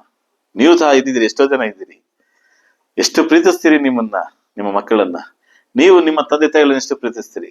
ಪರಲೋಕ ತಂದೆಯನ್ನ ಅಷ್ಟೇ ಪ್ರೀತಿಸಕ್ಕಿಂತ ಹೆಚ್ಚಾಗಿ ಪ್ರೀತಿಸಿ. ಆತ ನಿಮ್ ಬಗ್ಗೆ ಎಲ್ಲವನ್ನ ತಿಳಿದಂತ ದೇವರು. ನನ್ನ ತಂದೆ, ಪರಲೋಕದ ತಂದೆಯನ್ನ ಪ್ರೀತಿ ಇಲ್ಲ ಅಂದ್ರೇನೆ ನೀವು ಅವ್ರನ್ನ ಅರ್ಥ ಮಾಡ್ಕೊಂಡಿಲ್ಲ ಅಂತ ಅರ್ಥ. ಯಾಕಂದ್ರೆ ದೇವರು ಏನಾಗಿದ್ದಾನಂತೆ? ಯಾಕಂದ್ರೆ ದೇವರು ಪ್ರೀತಿ ಸ್ವರೂಪಿ. ಯಾರು ಹೇಳ್ತಿರೋದು? ಯೋಹಾನ ಹೇಳ್ತಾನೆ ಪ್ರಿಯರೇ, ನನ್ನ ದೇವರು ಪ್ರೀತಿ ಸ್ವರೂಪಿ, ಆತನ ಮಗನಾದ ಯೇಸು ಕ್ರಿಸ್ತನ ಪ್ರೀತಿ ಸ್ವರೂಪಿ. ನಾನು ಪ್ರೀತಿ ಸ್ವರೂಪಿಯಾಗಿರ್ಬೇಕು ಅಂದ್ರೆ ಪರಲೋಕ ತಂದೆನ ಪ್ರೀತಿಸ್ಬೇಕು. ಎಷ್ಟು ಪ್ರೀತಿಸ್ಬೇಕು? ಆತನ ಇರುವಂತ ಸ್ಥಳದಲ್ಲಿ ನೀವು ಇದ್ರೆ ಸಾಕು. ಅದೇ ಪ್ರೀತಿಯ ಮೊದಲನೇ ಪಾಯಿಂಟ್. ಔಟ್ ಆಫ್ 10 ಬರೀರಿ ಪಾಯಿಂಟ್ಸ್ ಬಂದ್ರೆ, ಮೊದಲನೇ ಲೈನ್ ಏನಂದ್ರೆ, ತಂದೆ ಅಪ್ಪ ಇರೋ ಸ್ಥಳದಲ್ಲಿ ಮಕ್ಳು ಇರ್ಬೇಕು. ಅದೇ ಮೊದಲನೇದು. ಅಪ್ಪ ಹೇಳ್ದಂಗೆ ಕೇಳಬೇಕು. 2ನೇದು, ಅಪ್ಪ ಹೇಳಿದನ್ನ ಮಾಡ್ಬೇಡ ಅಂದ್ರೆ ಮಾಡಬಾರ್ದು. 3ನೇದು. ಹಿಂಗಂತ ಒಂದು 10 ಪಾಯಿಂಟ್ ನಾನು ಹೇಳಬಲ್ಲೆ, ನೀವು ಬೇಳ್ಬಲ್ರಿ. ಅಪ್ಪ ಎಲ್ಲಿರ್ತಾರೋ ಅಲ್ಲಿರಿ ನೀವು ದಯವಿಟ್ಟು. ಅಪ್ಪ ಎಲ್ಲೆಲ್ಲ ಇರ್ತಾರೆ? ಯೇಸು ಕ್ರಿಸ್ತನ ಎಲ್ಲಿರ್ತಾರೋ ಅಲ್ಲಿ ಯಾರಿರ್ತಾರೆ? ತಂದೆ ದೇವರು ಇರ್ತಾರೆ. ನೀನ್ ನನ್ನಲ್ಲಿಯೂ ನಾನು ನಿನ್ನಲ್ಲಿ ಇರುವಂತ ಪ್ರಕಾರ ಯೋಹಾನ 17ನೇ ಅಧ್ಯಾಯದಲ್ಲಿ ಇದೇ ಯೋಹಾನನ್ ಬರುತ್ತಾನೆ. ಎಲ್ಲಿಬ್ಬರು ಮೂವರು ನನ್ನ ನಾಮದಲ್ಲಿ ಕೂಡಿ ಬರ್ತಾರೋ ಅಲ್ಲಿ ಯಾರಿರ್ತಾರೆ ಅಂತ ಹೇಳಿದ್ರು. ಯೇಸು ಕ್ರಿಸ್ತರು ಇದ್ದಾನೆ ಅಂದ್ರೆ ಅಲ್ಲಿ ಯಾರಿದ್ದಾರೆ? ಹಂಗಾದ್ರೆ ನಾವ್ ಎಲ್ಲೆಲ್ಲಾ ಕೂಡಿ ಬರ್ತೀವಿಯೋ ಅಲ್ಲೆಲ್ಲ ದೇವ್ರು ಇರೋದಿಲ್ಲ. ದೇವ್ರು ಎಲ್ಲೆಲ್ಲಾ ಕೂಡಿರ್ತಾನೋ ಅಲ್ಲೆಲ್ಲ ಯಾರಿರ್ತಾರೆ? ದೇವ್ರಿರ್ತಾನೆ ಪ್ರಿಯರೇ. ಅರ್ಥ ಆಗ್ತಿದೆ ನೆನೆಸ್ತೇನೆ. ಎಫೆಸದವರಿಗೆ ಬರೆದಂತ ಪತ್ರಿಕೆಯಲ್ಲಿ ಪೌಲನ ಏನಂತ ನೋಡುವ. ಎಫೆಸದವರಿಗೆ ಬರೆದಂತ ಪತ್ರಿಕೆ 3ನೇ ಅಧ್ಯಾಯ, ಎಫೆಸ 3:20 ವಾಕ್ಯ. ನಿಮ್ಮಲ್ಲಿ ಕಾರ್ಯ ಸಾಧಿಸುವ ತನ್ನ ಶಕ್ತಿಯ ಪ್ರಕಾರ ನಾವು ಬೇಡೋದಕ್ಕಿಂತಲೂ ಯೋಚಿಸುವುದಕ್ಕಿಂತಲೂ ಅತ್ಯಧಿಕವಾದದ್ದನ್ನು ಮಾಡಲು ಶಕ್ತನಾದ ದೇವರಿಗೆ. ಏನ್ ಹೇಳ್ತಿದ್ರೆ ಇಲ್ಲಿ? ನಮ್ಮಲ್ಲಿ ಕಾರ್ಯ ಸಾಧಿಸುವಂತ ತನ್ನ ಶಕ್ತಿಯ ಪ್ರಕಾರ ನಾವು ಬೇಡುವುದಕ್ಕಿಂತಲೂ, 1. 2ನೇದು ಯೋಚಿಸೋದಕ್ಕಿಂತಲೂ ಮಾಡಲು ಶಕ್ತನಾದ ದೇವರಿಗೆ ಅಂತ ಹೇಳಿ ಇಲ್ಲಿ ಯೋಹಾನನು ಹೇಳ್ಕೊಂಡ್ ಬರ್ತಾನೆ ಸಭೆ ವಿಷಯದಲ್ಲಿ. ಕ್ರಿಸ್ತನಲ್ಲಿ ಪ್ರೇರೆ, ನಾವು ಏನನ್ನ ಬೇಡ್ಕೋಬೇಕು ಅಂತಿದ್ದೀವೋ, ನಾವು ಬೇಡೋದಕ್ಕಿಂತಲೂ ಯೋಚಿಸೋದು ಅಂದ್ರೆ ಯಾವಾಗ ಯೋಚಿಸ್ತೀವಿ? ಆ ವಿಷಯ ಬಂದ್ಮೇಲೆ ಒಂದು ಯೋಚಿಸ್ತೀವಿ, ಇಲ್ಲ ಯೋಚಿಸೋದು ಯಾವಾಗ? ಏನೋ ಒಂದು ಹೇಳ್ತಾರೆ, ಅವಾಗ ಯೋಚನೆ ಮಾಡ್ತೀವಿ, ಇದನ್ನ ಹೆಂಗ್ ಮಾಡೋದು, ಏನ್ ಮಾಡೋದು, ಹೇಗೆ ಇದು ಈಗ ಹೆಂಗ್ ಕಟ್ಟೋದು ಅಂತ. ಅಲ್ಲಿವರೆಗೂ ನಮ್ಗೆ ಅದ್ರ ಬಗ್ಗೆ ಗೊತ್ತಿರೋದು, ಯೋಚಿಸೋದು. ಏನೋ ಒಂದು, ಈಗ ನಾಳೆ ಕಾಲೇಜ್ಗೆ ಹೋಗ್ತಿರೋ, ನಾಳೆ ಸ್ಕೂಲ್ಗೆ ಹೋಗ್ತಿರೋ, ಎಲ್ಲ ಒಂದು ಕಂಪ್ನಿ ಕಡೆ ಹೋಗ್ತಿರೋ, ಏನೋ ಒಂದು ಹೇಳೋದು, ಅವಾಗ ಯೋಚನೆ ಸ್ಟಾರ್ಟ್ ಆಗುತ್ತೆ. ಅಯ್ಯೋ ಈಗ ತಾನೇ ಅಪ್ಪನ ಹತ್ರ ಹೇಳಿ ಇಸ್ಕೊಂಡೆ, ಇದನ್ನ ಹೆಂಗ್ ಹೇಳೋದು ಅಂತ ಯೋಚಿಸ್ತೀವಿ. ಅವಾಗ ಯೋಚನೆ ಮಾಡ್ತೀವಿ ಏನ್ ಮಾಡೋದು ಅಂತ. ಯಾವಾಗ ಒಂದು ವಿಷಯ ಬಂದಾಗಲೇ ನಾವು ಯೋಚನೆ ಮಾಡ್ತೀವಿ. ನಾ ಹೇಳೋದು ಅರ್ಥ ಆಗ್ತಾ ಇರ್ಬೇಕು. ಒಂದು ವಿಷಯ ಬಂದಾಗ ನಾವು ಅದ್ರ ಬಗ್ಗೆ ಯೋಚನೆ ಮಾಡ್ತೀವಿ. ಅಲ್ಲಿವರೆಗೂ ಆ ವಿಷಯ ಬರದವರೆಗೂ ನಮ್ಗೆ ಏನಾಗೋದಿಲ್ಲ, ಅದ್ ವಿಷಯ ನಾವು ಯೋಚನೆ ಮಾಡೋದಕ್ಕೆ ಹೋಗೋದಿಲ್ಲ. ದಿಢೀರ್ದ ಕಂಪ್ನಿಲಿ ಹೋಗ್ತೀರಿ, ನಾಳೆಯಿಂದ ನೀವು ಡ್ಯೂಟಿಗೆ ಬರಬೇಡಿ ಅಂದಾಗ ಸಡನ್ ಆಗಿ ಏನಾಗುತ್ತೆ, ಅಲ್ಲಿ ಕೆಲಸ ಮಾಡುವವ್ರಿಗೆ ಯೋಚನೆ ಸ್ಟಾರ್ಟ್ ಆಗುತ್ತಾ, ಏನ್ ಹಿಂಗ್ ಅನ್ಬಿಟ್ಟು ಕಂಪ್ನಿ ಕ್ಲೋಸ್ ಅಂತ ಎಲ್ಲ ಏನೋ ನಮ್ಮನ್ನ ಆಚೆ ತೆಗಿತದಲ್ಲ, ಏನಿಗೆ ಗೊತ್ತಿಲ್ಲ, ಏನಾದ್ರು ನಾಳೆಯಿಂದ ನೀವು ಬರಬೇಡಿ ಅಂದ್ರೆ ಅವಾಗ ಯೋಚನೆ ಸ್ಟಾರ್ಟ್ ಆಗುತ್ತೆ, ಏನ್ ಮಾಡೋದು, ನೆಕ್ಸ್ಟ್ ಎಲ್ಲಿಗೆ ಹೋಗೋದೇನು, ನಾಳೆ ನೀವು ಇಷ್ಟು ಅಮೌಂಟ್ ಅಂತ ಕಟ್ಟಬೇಕು ಅಂತ ಹೇಳ್ಬೋದು. ನಾಳೆ ಹಾಸ್ಪಿಟ್ಲ್ಗೆ ಹೋದಾಗ ಏನೋ ಅಡ್ಮಿಟ್ ಮಾಡಿರ್ತೀವಿ, ಏನಾಗುತ್ತೆ ಅಂತ ಗೊತ್ತಿಲ್ಲ, ಡಾಕ್ಟರ್ ಹೇಳ್ತಾರೆ ಇಲ್ಲ ನೀವು 3 ಲಕ್ಷ ಕಟ್ಟಿದ್ರೆ ಆಪರೇಷನ್. ಯೋಚನೆ ಸ್ಟಾರ್ಟ್ ಆಗುತ್ತೆ, ಅಯ್ಯೋ 3 ಲಕ್ಷ ಎಲ್ರಿಂದ ತರೋದ್ರಿ?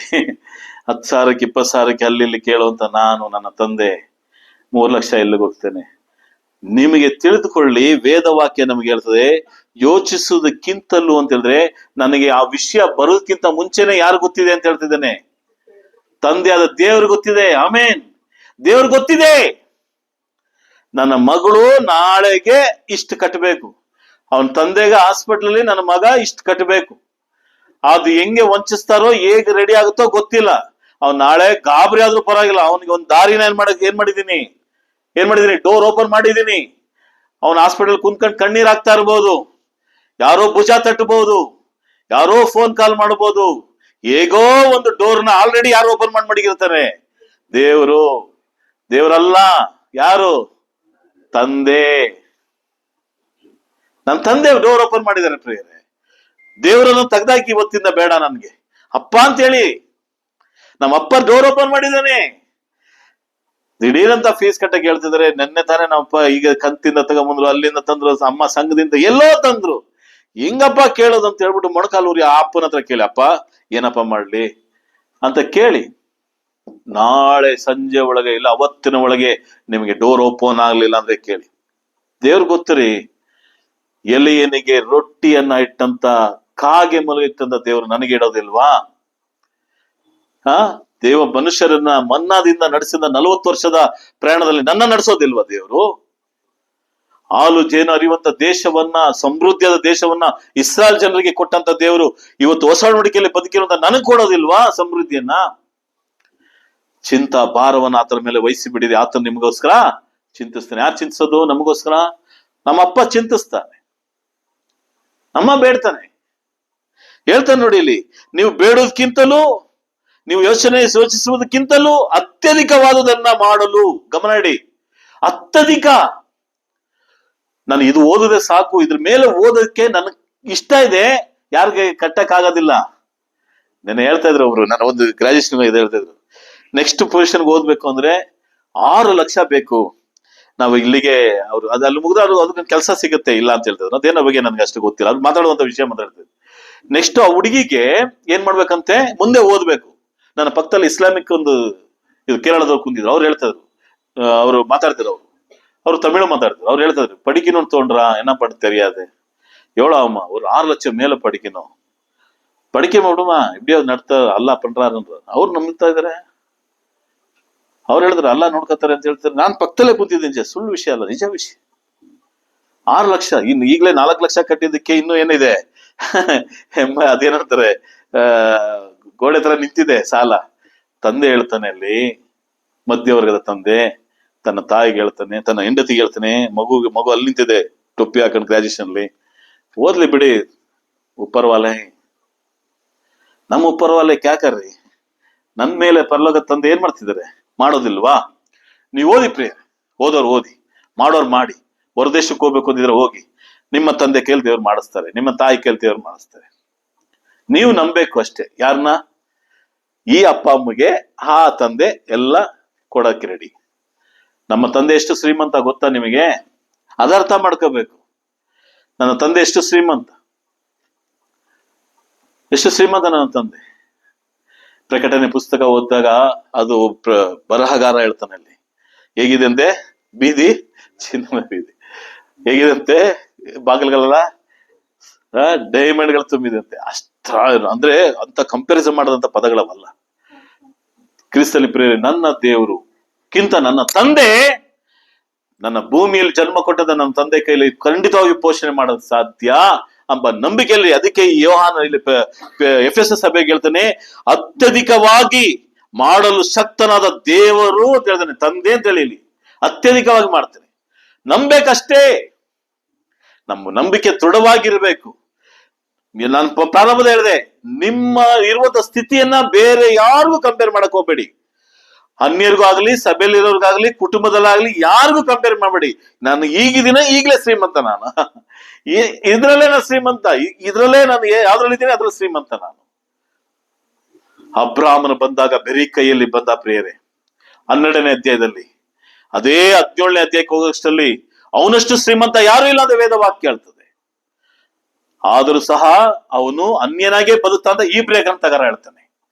ಅಬ್ರಾಹ್ಮನ 12ನೇ ಅಧ್ಯಾಯಕ್ಕೆ ಹೇಳುವಾಗ ಎಲ್ಲವನ್ನ ಬಿಟ್ಟು ತನ್ನ ಮಡತಿನ, ತನ್ನ ಜನರನ್ನ ಕರ್ಕೊಂಬಂದಾಗ ಎಂಟಿ ಹ್ಯಾಂಡ್ ಹೇಳ್ತಾನೆ. ನಾನು ಹೇಳುವಂತ ಪ್ರಕಾರ ನೀ ಇಡುವಂತ ಕಾಲೆಲ್ಲ ನಿಂದೆ, ಎಲ್ಲ ಕೊಡ್ತೀನಿ ಅಂತ 12ನೇ ಅಧ್ಯಾಯದಲ್ಲಿ ಹೇಳ್ಕೊಂಬರ್ತಾನೆ. ಅದೇ ತರ ಬಂದ್ಬಿಟ್ಟ 17ನೇ ಅಧ್ಯಾಯಕ್ಕೆ ಬಂದಾಗ ಅವನಷ್ಟು ಶ್ರೀಮಂತರಲ್ಲ, ಅವನಿಗೂ ಲೋತನ ಕೆಲಸದವ್ರಿಗೂ ಜಗಳ ಆಗುತ್ತದೆ, ಅಷ್ಟು ಶ್ರೀಮಂತಿಗೆ ತನ ಕೊಡ್ತಾನೆ. ಆದ್ರೆ ಇಬ್ರಿಯ ಬರಹ ಹೇಳ್ತಾನೆ ಹೊಸ ಒಡಂಬಡಿಕೆಯಲ್ಲಿ, ಅವನು ಆಗಲೂ ಸಹ ಅನ್ಯನಾಗೇ ಇದ್ದ.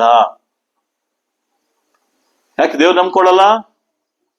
ಕೇಳ್ಬೇಕು ಇವತ್ತು ಹೋಗ್ಬಿಟ್ಟು ನಿಮ್ಮ ಅಪ್ಪನ ಹತ್ರ. ಈ ಅಪ್ಪನ ಹತ್ರ ಇಳ್ಕೊಂಡು ಆಡೋದಕ್ಕಿಂತ ಪರಲೋಕದ ಅಪ್ಪನ ಹತ್ರ ಯಾರೆಲ್ಲ ಕೇಳ್ಬೇಕೋ ಕೇಳಿ ಇವತ್ತು ಹೋಗ್ಬಿಟ್ಟು, ಅಪ್ಪ ನಾನು ಬೇಕಿವತ್ತು. ಆದ್ರೆ ಈ ಅಪ್ಪನ ಕೈಲಿ ಆಗೋದಿಲ್ಲ. ಏನ್ ಮಾಡೋದು? ಅವಶ್ಯಕತೆ ಫಸ್ಟ್ ಹೇಳಿದೆ, ಅವಶ್ಯಕತೆ ಇದ್ರೆ ಮಾತ್ರ ಅವಶ್ಯಕತೆ ಅಂಡರ್ಲೈನ್ ಮಾಡ್ಕೋಬೇಕು. ಸುಮ್ಗಲ್ಲ ಕೇಳಬೇಡಿ. ಆತನ ಗೊತ್ತು ಏನು ಕೊಡ್ಬೇಕು, ಎಷ್ಟು ಕೊಡ್ಬೇಕು, ಎಷ್ಟು ಹೊಟ್ಟೆ ಇದೋ ಅಷ್ಟೇನೆ ಆಹಾರ ಇಡೋದು. ಯೇಸು ಕ್ರಿಸ್ತನ ಆಹಾರವನ್ನು ಕೊಟ್ಟು ಸಮೃದ್ಧಿ ಪಡಿಸೋದು ಯೇಸು ಕ್ರಿಸ್ತನು ಬ್ಲೆಸ್ಸಿಂಗ್. ನೀವು ನೋಡಿರ್ಬೇಕು, 5 ರೊಟ್ಟಿ 2 ಮೀನಲ್ಲಿ ಮಿಕ್ತು ಅಂತ ಹೇಳ್ತಾನೆ, 12 ಪುಟ್ಟಿಗಳು ಮಿಕ್ತು. ನಮ್ಮ ಬದುಕಲ್ಲಿ ಮಿಕ್ಸ್ತಾನೆ ದೇವರು. ಕ್ರಿಸ್ತನ ಪ್ರಿಯರು, ಮಾರ್ಕ 10ನೇ ಅಧ್ಯಾಯದಲ್ಲಿ ಮಾರ್ಕನೇ ಹೇಳ್ತಾನೆ ನೋಡುವ. ಮಾರ್ಕ 10ನೇ ಅಧ್ಯಾಯ 22ನೇ ವಾಕ್ಯ. ಆದರೆ ಅವನು ಬಹಳ ಆಸ್ತಿಯುಳ್ಳವರಾಗಿದ್ದರು, ಈ ಮಾತಿಗೆ ಮೋರೆ ಮಾಡಿದವನಾಗಿ ದುಃಖದಿಂದ ಹೊರಟು. ಯಾರಿ ಹುಡುಗ? ಯಾರಿ ಹುಡುಗ?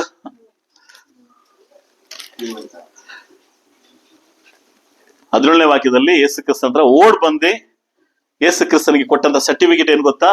17ನೇ ವಾಕ್ಯದಲ್ಲಿ ಓದಿ. ಯಾರದು 17ನೇ ವಾಕ್ಯದಲ್ಲಿ? ಹೊರಟು ದಾರಿ ಹಿಡಿದು ಹೋಗುವಾಗ ಒಬ್ಬನು ಓಡ್ತಾ ಆತನ ಎದುರಿಗೆ ಬಂದು ಮೊಣಕಾಲೂರಿ, ಒಳ್ಳೆ ಬೋಧನೆ. ಸಾಕು, ಈ ಸಂದರ್ಭ ಗೊತ್ತಿದೆ, ನಾ ಬೇಗ ಮುಗಿಸ್ತೀನಿ, ಈ ಸಮಯಗಳಿಲ್ಲ. ಯೇಸು ಕ್ರಿಸ್ತನಿಗೆ ಮುಂದೆ ಮೊಣಕಾಲು ಊರ್ಕೊಂಡು ಅನೇಕ ಜನರು ಹತ್ರ ಮುಂದೆ ಓಡ್ ಬಂದ್ಬಿಟ್ಟು, ಒಬ್ಬ ಶ್ರೀಮಂತ, ಇವನು ಸಾಧಾರಣ ಅಲ್ಲ. ಅವತ್ತಿಗೆ ಅವನು ಕೋಟ್ಯಾಧೀಶ್ವರ. ಅವನು ಹೇಳಕ್ ಹೋದ್ರೆ ಅಂಬಾನಿ ಮಗ ಅಂತ ಇಟ್ಕೊಳ್ಳಿ, ನಮ್ಗೆ ಹಂಗ ಅರ್ಥ ಮಾಡ್ಕೊಳ್ಳೋ ಕೆಲಸ ಹೇಳ್ತಾ ಇದೀನಿ ಅಷ್ಟೇ. ಶ್ರೀಮಂತನ ಮಗ, ನಮ್ಮ ಒಡಿಯರ್ ಮಗ ಅಂತ ಇಟ್ಕೊಳ್ಳಿ, ಶ್ರೀಮಂತ ಮಗ. ಯೇಸು ಕ್ರಿಸ್ತನ ಮುಂದೆ ಮೊಣಕಾಲೂರಿ ಏನಂತ ಹೇಳ್ದ? ನೀನು ಒಳ್ಳೆಯ ಬೋಧಕ. ಇಂಗ್ಲಿಷ್ ಅಲ್ಲಿ ಒಳ್ಳೆಯ ಬೋಧಕಗೆ ಗುಡ್ ಮಾಸ್ಟರ್. ಒಳ್ಳೆಯ ಬೋಧಕರೇ, ನಾನ್ ನಿತ್ಯ ಜೀವಕ್ಕೆ ಮುಖ್ಯವಾದ ಪ್ರಶ್ನೆನ ಕೇಳ್ತೇನೆ ಪ್ರಿಯರೇ. ಯೇಸು ಕ್ರಿಸ್ತನ ಎಲ್ಲಾನು ಹೇಳದ್ಮೇಲೆ ಆತನಿಗೆ ಒಂದೇ ಒಂದು ಮಾತು ಏನ್ ಹೇಳ್ತಾನೆ? 22ನೇ ವಾಕ್ಯದಲ್ಲಿ, 21ನೇ ವಾಕ್ಯದಲ್ಲಿ, ನಿನಗೊಂದು ಕಡಿಮೆ ಇದೆ. ಏನಿದೆ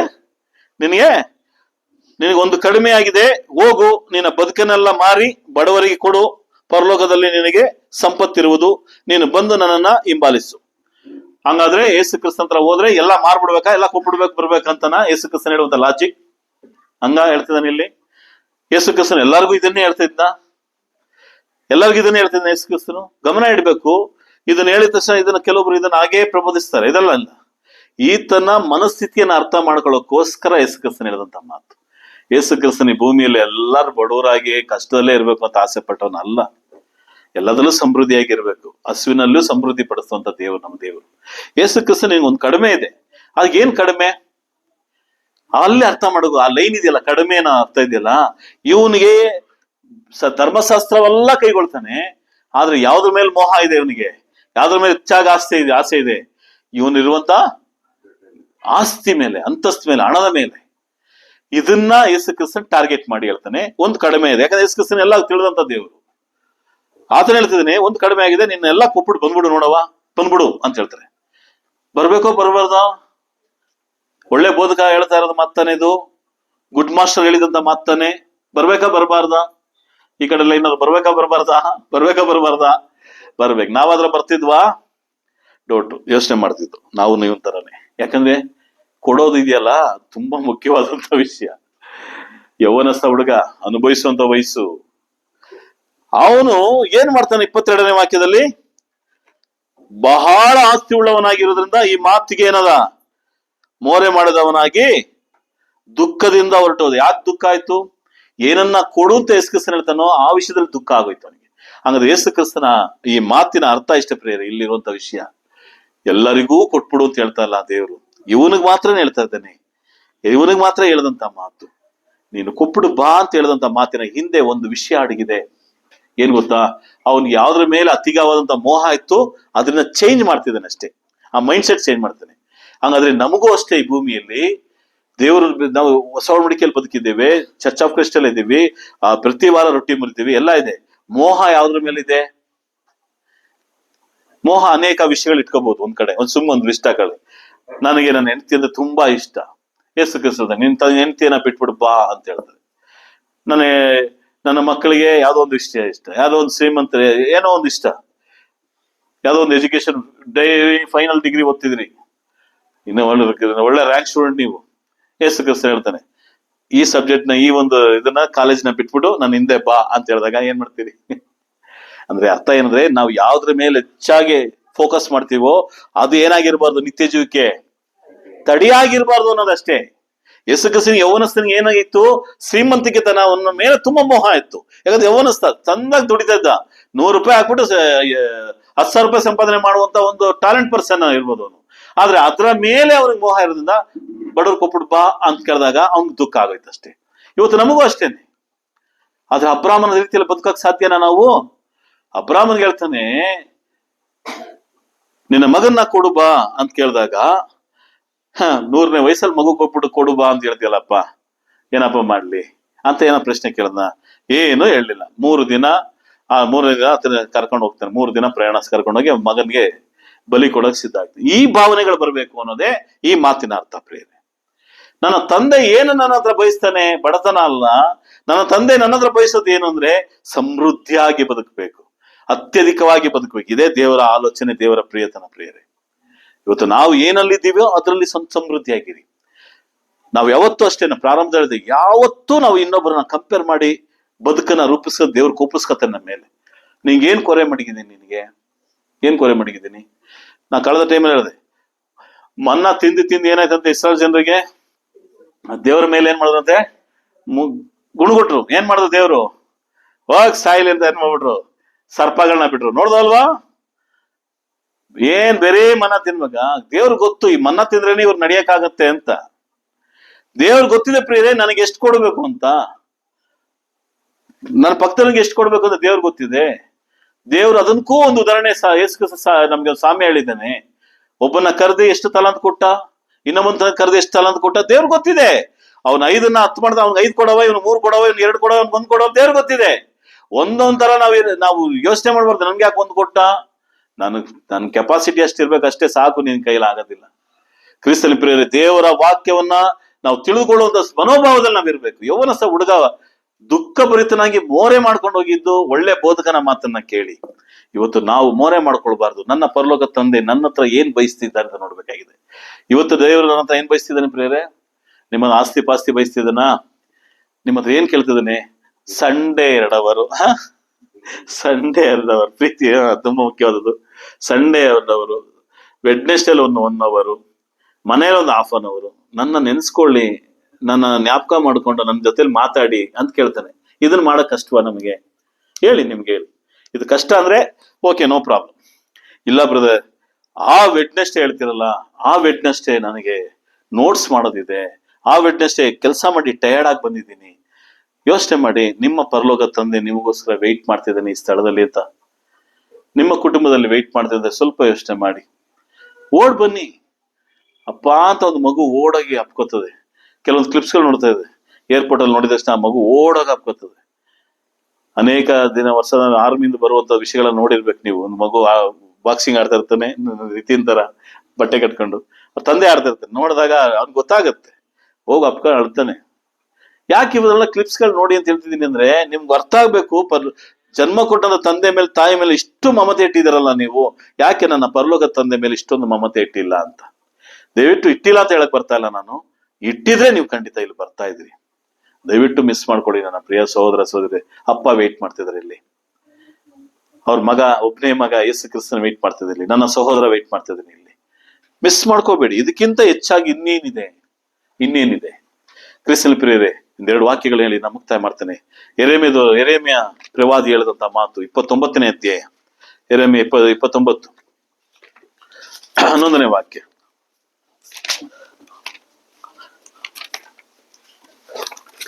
ಇವರಿಗೆ ಗತಿಯಾಗಲಿ, ನಿರೀಕ್ಷೆ ಇರಲಿ ಎಂದು ನಾನು ನಿಮ್ಮ ವಿಷಯದಲ್ಲಿ ಮಾಡಿಕೊಳ್ಳುತ್ತಿರುವ ಆಲೋಚನೆಗಳನ್ನು ನಾನೇ ಬರೆದೆ. ಅವು ಅಹಿತದ ಯೋಚನೆಗಳಲ್ಲ, ಹಿತದ ಯೋಚನೆಗಳೇ. ಯೆರೆಮೀಯ ಅನ್ನೋದು 29 ಅನ್ನೋದು ಓದಿ ಬರೋದು ಸರ್. ನಿರೀಕ್ಷೆ ಇರಲಿ ಎಂದು ನಾನು ನಿಮ್ಮ ವಿಷಯದಲ್ಲಿ ಮಾಡಿಕೊಳ್ಳುತ್ತಿರುವ ಆಲೋಚನೆಗಳನ್ನು ನಾನೇ ಬರೆದೆ. ಹಾ ಅವು ಹಿತವಾದ ಯೋಚನೆಗಳಲ್ಲ, ಹಿತವಾದ ಯೋಚನೆಗಳೇ. ಇಲ್ಲಿ ಇಸ್ರಾಯೇಲರಿಗೆ ಯೆರೆಮೀಯನ ಪ್ರವಾದಿ ಮೂಲಕ ಹೇಳುವಂತ ಒಂದು ಮಾತನ್ನ ಸ್ವಲ್ಪ ಗಮನ ಇಡಿ. ನಿರೀಕ್ಷೆಯಲ್ಲಿ ಇರಲಿ ಎಂದು ನಾನು ನಿಮಗೆ ನಿಮ್ಮ ವಿಷಯದಲ್ಲಿ ಮಾಡಿಕೊಳ್ಳುತ್ತಿರುವ ಆಲೋಚನೆಗಳನ್ನು ನಾನೇ ಬಲ್ಲೆನು. ನಿಮ್ಮ ವಿಷಯದಲ್ಲಿ ಏನ್ ಆಲೋಚನೆ ಮಾಡ್ತಿದ್ರೆ, ಸೆರೆಮನೆಗೆ ಹೋಗ್ತಿದ್ದಾರೆ, ಆ ಸಂದರ್ಭದಲ್ಲಿ ಏನ್ ಆಲೋಚನೆ ಮಾಡ್ತಿದ್ರೆ ಬ್ರದರ್? ದೇವ್ರು ಏನ್ ಆಲೋಚನೆ ಮಾಡ್ತಿದ್ರಂತೆ? ಅವು ಏನಾಗಿದಂತೆ? ಅಹಿತವಾದಂತ ಆಲೋಚನೆ ಅಲ್ಲ, ಯಾವುದಂತೆ? ಹಿತವಾದಂತ ಆಲೋಚನೆ. ನೀವು ಸೆರೆಮನೆಗೆ ಹೋಗ್ತಿದ್ರಿ, ಬಾಬೆಲ್ಗೆ ಹೋಗ್ತಿದ್ರಿ, ಗೊತ್ತು. ನೀವು ನನ್ನನ್ನ ಬಿಟ್ಟು ವಿಗ್ರಹಗಳನ್ನ, ಬೇರೆ ತಪ್ಪುಗಳನ್ನ ಮಾಡಿದ್ರಿ. ಆದ್ರೂ ನಿಮ್ಮ ಬಗ್ಗೆ ನಾನು ಏನ್ ಮಾಡ್ತಿದ್ದೀನಿ? ತಪ್ಪು ಮಾಡಿದಕ್ಕೋಸ್ಕರ ಕೆಟ್ಟದನ್ನ ಯೋಚನೆ ಮಾಡ್ತಾ ಇಲ್ಲ. ಏನನ್ನ ಯೋಚನೆ ಮಾಡ್ತಿದ್ದೀನಿ? ಅಹಿತವನ್ನ ಮಾಡ್ತಾ ಇಲ್ಲ, ನಾನು ಹಿತವನ್ನೇ ಮಾಡ್ತಿದ್ದೀನಿ ಅಂತ ಹೇಳ್ತಾನೆ. ಯಾಕೆ ಈ ವಾಕ್ಯ ಹೇಳ್ತಂದ್ರೆ, ತಪ್ಪು ಮಾಡಿದ್ರು ಸಹ ನಮ್ಮ ವಿಷಯದಲ್ಲಿ ನನ್ನ ತಂದೆ, ಜನ್ಮ ಕೊಟ್ಟದ ತಂದೆ ಬೇಕಾದ್ರೆ ನನ್ನ ಕೋಪಿಸ್ಕಳ್ದ 2 ದಿನ ಮಾತಾಡದೇ ಇರ್ಬೋದು, ನನ್ನ ತಾಯಿ ಮಾತಾಡದೇ ಇರ್ಬೋದು, ನನ್ನ ಸಹೋದರಿನ ಮಾತಾಡದೇ ಇರ್ಬೋದು. ನಿಮ್ಗೊಂದು ತಿಳಿದಿರಲಿ, ಪರಲೋಕ ತಂದೆ ನಿಮ್ಮ ಜೊತೆಲಿ ಮಾತಾಡಕ್ಕೆ ಇಷ್ಟಪಡ್ತಾನೆ ಪ್ರಿಯರೇ. ನಾವು ದೇವರ ವಿಷಯದಲ್ಲಿ ಅಹಿತವನ್ನೇ ಮಾಡ್ತಾ ಇರ್ಲಿ, ದೇವರಿಗೆ ಇಷ್ಟವಿಲ್ಲದ ಕಾರ್ಯನೇ ಮಾಡ್ತಾ ಇರ್ಲಿ, ಆತನು ಹಿತವನ್ನೇ ಮಾಡ್ಬೇಕು ಅಂತ ಬಯಸುವಂತ ದೇವರು. ಇಸ್ರಾಯೇಲರಿಗೆ ಹಿತವನ್ನ ಮಾಡ್ತೀನಿ ಅಂದ್ಮೇಲೆ ಹೊಸ ಒಡಂಬಡಿಕೆಯಲ್ಲಿರುವಂತ ಕ್ರಿಸ್ತನ ಸಭೆಯಲ್ಲಿ ಅಂತ ನಮಗೆ ಹಿತವನ್ನ ಮಾಡೋದಿಲ್ಲ ಅಂತ ತಿಳ್ಕೊಂಡ್ರ? ಹಿತವನ್ನೇ ಮಾಡ್ತಾನೆ. ನಾವು ದೇವರ ಹತ್ರ ಬರ್ಲಿಲ್ಲ ಅಂದ್ರೆ ಪರವಾಗಿಲ್ಲ, ಆತನು ಒಳ್ಳೇದು ಬಯಸ್ತಿದ್ದಾನೆ. ಹೇಳ್ತಾರಲ್ವಾ ಒಂದು ಗಾದೆ ಮಾತು, ಒಳ್ಳೇದ್ ಮಾಡೋಕ್ ಇಷ್ಟ ಇಲ್ಲ ಅಂದ್ರು ಏನ್ ಮಾಡ್ಬೇಡಿ, ಕೆಟ್ಟದ್ ಮಾಡ್ಬೇಡಿ. ಎಷ್ಟು ಕನ್ನಡದ ಮಾತಿದೆ ಅಲ್ವಾ? ಒಳ್ಳೇದ್ ಮಾಡಕ್ ಇಷ್ಟ ಇಲ್ಲ ನನಗೆ, ಸರಿ, ಆದ್ರೆ ಏನ್ ಮಾಡ್ಬೇಡಿ, ಅವ್ರಿಗೆ ಕೆಟ್ಟದ್ ಮಾಡಿ. ಅದು ದೇವ್ರು ಕೆಟ್ಟದೇ ಮಾಡೋದಿಲ್ವಂತೆ. ದಂಡನೆ ಕಳಿಸಿದೀನಿ, ನಿಮ್ಮನ್ನ ಅಲ್ಲಿ 2 ಏಟು ಹೊಡೆದ್ ಕಳಿಸ್ತೀನಿ, ಏನಕ್ಕಂದ್ರೆ ನೀವು ಮಾಡಿದ ತಪ್ಪೆ. ಆದ್ರೆ ನಿಮ್ ಮೇಲೆ ನನ್ನ ಅಭಿಪ್ರಾಯ ಏನಿದೆ? ಒಳ್ಳೇದೇ ಇದೆ. ಅಯ್ಯೋ, ಅಲ್ಲಿ ನಮ್ಮ ತಂದೆ ನನ್ನ ಮಕ್ಕಳಿಗೆ ಯಾರೋ ಒಬ್ಬ ಪೊಲೀಸಲ್ಲಿ ಹೊಡಿತಾ ಇದ್ರೆ ಏನ್ ಹೇಳ್ತೀವಿ? ಸಾರ್ ತಪ್ಪು ಮಾಡಿದಾನೆ, ಹೊಡೀರಿ ಅಂತೆ. ಆದ್ರೆ ನೋಡ್ತಾ ಇರುವಾಗ ನಮ್ಮ ಪರಿಸ್ಥಿತಿ ಹೆಂಗಿರ್ತದೆ? ಕಣ್ಣಲ್ಲಿ ನೀರ್ ಹಾಕ್ತಾ ಇರ್ತೀವಿ. ಯಾರೋ ಒಬ್ಬ ನನ್ನ ಮಗ ತಪ್ಪು ಮಾಡಿದಾನೆ, ಹೊಡಿತದಾನೆ, ತಪ್ಪು ಮಾಡಿದಾನೆ, ಸರಿ, ಆದ್ರೆ ಏನ್ ಮಾಡ್ತಿದೀವಿ? ನಮ್ಮ ಕಣ್ಣುಗಳಲ್ಲಿ ಇದೆ. ನಿಮ್ಗೊಂದು ರೀಸೆಂಟ್ ಆಗಿ ಗೊತ್ತಿರುವಂತ ವಿಷಯ, ಕೇರಳದ ನರ್ಸ್ ಒಂದು ಸಂದರ್ಭದಲ್ಲಿ, ದೇಶದ ಹೆಸರು ಮರ್ತೋದೇನೆ, ಸುಮಾರು ವಿಷಯಗಳು ಹೇಳೋದಕ್ಕೆ, ಅಲ್ಲಿ ಒಂದು ಕೊಲೆ ಆಗತ್ತೆ, ಅವಳಿಗೆ ಗಲ್ಲಿಗೆ ಏರಿಸುವಂತ ಸಂದರ್ಭ ಬರ್ತದೆ. ಆ ಸಂದರ್ಭವನ್ನ ಸ್ವಲ್ಪ ತಳ್ಳಿ ಹಾಕಿದ್ದಾರೆ ಈಗ ಸಂದರ್ಭದಲ್ಲಿ. ಅಲ್ಲಿ ಆ ದೇಶದಲ್ಲಿ ಒಂದು ಇದೆಯಂತೆ, ಮನಿ ಏನೋ ಇದೆ, ದುಡ್ಡು ಕೊಟ್ಟೆ ಅವ್ರನ್ನ ಬಿಡಿಸ್ಕೋಬಹುದು ಅಂತ, ಅಲ್ಲಿ ರೂಲ್ಸ್ ಅಂತ ಇದೆ ಅಂತೆ. ಹಣವನ್ನ ಕೊಟ್ಟೆ ಅವ್ರನ್ನ ಬಿಡುಗಡೆ ಮಾಡ್ಕೋಬಹುದು ಅಂತ, ಮನಿ ಏನೋ ಅಂತ ಹೇಳ್ತಾರೆ. ಹಣವನ್ನ ಸಂದಾಯ ಮಾಡಿ ಇಷ್ಟು ಕೋಟಿ ಕೊಟ್ಟು ಅವ್ರನ್ನ ಬಿಡುಗಡೆ ಮಾಡ್ಕೋಬಹುದು. ಅವರು ಫ್ಯಾಮಿಲಿ ಒಪ್ಕೋತಾ ಇಲ್ಲ, ಅದು ಸ್ವಲ್ಪ ಇದಿದೆ. ಯೇಸು ಕ್ರಿಸ್ತನು ಎಂತ ರಕ್ತವನ್ನ ಕೊಟ್ಟು, ಆ ಮನಿ ಬ್ಲಡ್ ಅಂತ, ಕರೆಕ್ಟ್, ಮನಿ ಬ್ಲಡ್, ಆ ಬ್ಲಡ್ಗೆ ಮನಿಯನ್ನ ಕಂಪೇರ್ ಮಾಡಿ ಅವ್ರು ಏನ್ ಮಾಡೋದು, ಆ ಫ್ಯಾಮಿಲಿ ಆ ದುಡ್ಡನ್ನ ಇಸ್ಕೊಂಡು ಅವ್ರನ್ನ ಬಿಡುಗಡೆ ಮಾಡಿಸ್ಬೋದು ಅನ್ನೋ ಒಂದು ಮನಿ ಬ್ಲಡ್, ಕರೆಕ್ಟ್ ಅದು. ಆದ್ರೆ ನಮ್ಗೆ ಯಾವ ಮನಿ ಬ್ಲಡ್? ನಮಗ್ ಸುರಿಸಂತ ಬ್ಲಡ್ಗೆ, ನಮ್ಮ ಪಾಪಗ ಸುರಿಸಂತ ಬ್ಲಡ್ಗೆ ಎಷ್ಟು ಮನಿ ಕೊಟ್ಟಿದ್ದು ನಾವು ತಗೊಂಡೋದನ್ನ, ಎಷ್ಟು ದುಡ್ಡು ಕೊಟ್ಟು ತಗೊಂಡಿದೀವಿ ನಾವು. ಅಂತ ಪರಿಶುದ್ಧವಾದ ಬ್ಲಡ್ ನಮಗೋಸ್ಕರ ಸುರಿಸಿದೆ, ಅದೇ ಸಿಲುಬೆ ಮರಣ. ಆ ಬ್ಲಡ್ ನಾವು ತಗೊಳ್ಳೋದಕ್ಕಾಗತ್ತ ಹೋಗಲಿ, ಅದನ್ನ ನೋಡಕ್ಕಾದ್ರೆ ಅಂತ ಬ್ಲಡ್ ಅಲ್ಲಿ ಪಾಪ ಪರಿಹಾರ ಆದಂತ ನಾನು ನೀವು ಎಷ್ಟರ ಮಟ್ಟಿಗೆ ದೇವರ ಜೊತೆಲಿರ್ಬೇಕು, ಎಷ್ಟಮರಿಗೆ ತಂದೆ ಜೊತೆಲಿ ಇರಬೇಕು. ಇವತ್ತು ಯೋಚನೆ ಮಾಡಿ ಪ್ರಿಯರೇ, ವೇದವಾಕ್ಯ ಹೇಳ್ತದೆ, ನಿಮ್ಗೆ ಹಿತವನ್ನೇ ಬಯಸ್ತೀನಿ ಹೊರತು ನಿಮ್ ಬಗ್ಗೆ ನಾನು ಹೇಳೋದಿಲ್ಲ, ಅಹಿತವನ್ನ ಯೋಚನೆ ಮಾಡೋದಿಲ್ಲ. ದೇವರು ನಮ್ಗೆ ಅನೇಕ ಕಾರ್ಯ. ಯೋಹಾನ 14ನೇ ಅಧ್ಯಾಯ, ಯೋಹಾನ 14ನೇ ಅಧ್ಯಾಯ 18ನೇ ವಾಕ್ಯ, ದಯವಿಟ್ಟು ಬೇಗ ಬೇಗ ಓದಿ. ಯೋಹಾನ 14ನೇ ಅಧ್ಯಾಯ ಸುವಾರ್ತೆಯಲ್ಲಿ ದೇವರ ಬಗ್ಗೆ ಯೋಹಾನ ಬರೆಯುವಂತ ಬರವಣಿಗೆಗಳು ಏನು ಅಂತ ನೋಡುವ. ನಾನು ನಿಮ್ಮನ್ನು ಅನಾಥನಾಗಿ ಬಿಡುವುದಿಲ್ಲ. ಏನ್ ಹೇಳ್ತದಾನೆ ದೇವ್ರು? ಹೇಳ್ತದೆ ನಾನ್ ನಿಮ್ಮನ್ನ, ದೇವರ ಮಕ್ಕಳು ಯಾವತ್ತು ಅನಾಥರಲ್ಲ ಪ್ರಿಯರೇ. ಯಾವತ್ತು ಅನಾಥರಂತ ನೀವು ತಿಳ್ಕೊತೀರೋ, ನಾನು ಅನಾಥ ಬ್ರದರ್, ನನ್ನ ತಂದೆ ತಾಯಿ ಇಲ್ಲ, ನನ್ನ ಒಡವರಿಲ್ಲ, ನಾನು ಯಾರಿಲ್ಲ, ನಾನು ಏಕಾಂತ ಅಂತ ಯಾವತ್ತು ಅನಾಥ ಅಂತ ತಿಳ್ಕೊತೀರೋ, ನೀವು ತಿಳ್ಕೊಳ್ಳಿ ತುಂಬಾ ತಪ್ಪಾದ ಪದವನ್ನು ಉಪಯೋಗಿಸ್ತಿದ್ದೀರಿ ಅಂತ ಅರ್ಥ. ನನಗೆ ಯಾರು ಇಲ್ಲ ಅಂತ ಪರವಾಗಿಲ್ಲ, ಪರಲೋಕ ತಂದೆ ನಮ್ಮ ಜೊತೆಯಲ್ಲಿ ಇದ್ದಾನೆ ಪ್ರಿಯರೇ. ನಾನು ಅನಾಥನಲ್ಲ. ನಾನು ಯಾರೇ ನನ್ನ ಕೈ ಬಿಟ್ರು, ಯಾರೇ ನನ್ನ ತೋರಿದ್ರು, ಯಾರೇ ನನ್ನ ಹತ್ರ ಬರ್ಲಿಲ್ಲ ಅಂದ್ರೂ ಪರವಾಗಿಲ್ಲ, ಗಾಡ್ ವಿತ್ ದೇವರದಲ್ಲಿ ತಪ್ಪು, ನನ್ನ ಪರಲೋಕ ತಂದೆ ಜೊತೆ ನಾ ಇದ್ದೇನೆ ಅನ್ನೋದಿರಿ. ಅದಕ್ಕೆ ವೇದವಾಕ್ಯದ ನಾನು ನಿಮ್ಮನ್ನ ಏನ್ ಮಾಡೋದಿಲ್ಲ, ಅನಾಥರಾಗಿ ಬಿಡುವುದಿಲ್ಲ. ನೀವು ಓದ್ಕೊಂಬಂದ್ರೆ ಗೊತ್ತಾಗದ ಪದದ ಅರ್ಥ. ನಿಮ್ಗೆ ನಿಜವಾಗಿ ಹೇಳ್ತಾನೆ 12ನೇ ವಾಕ್ಯದಲ್ಲಿ, 12ನೇ ವಾಕ್ಯದಿಂದ ಓದ್ಕೊಂಬಂದ್ರೆ 18ನೇ ವಾಕ್ಯದ ಅರ್ಥ ಆಗುತ್ತೆ. ದೇವರು ನಮ್ಮನ್ನು ಅನಾಥವಾಗಿ ಬಿಡೋದಿಲ್ಲ. ನಿಮ್ಮ ಮರಣದವರೆಗೂ, ನಿಮ್ಮ ಉಸಿರುವರೆಗೂ ದೇವರ ನಮ್ಮ ಜೊತೆಲಿರೋದ ನಾವು ಅನಾಥರಲ್ಲ. ನಾವು ಅನಾಥರಲ್ಲ ಪ್ರಿಯರೇ.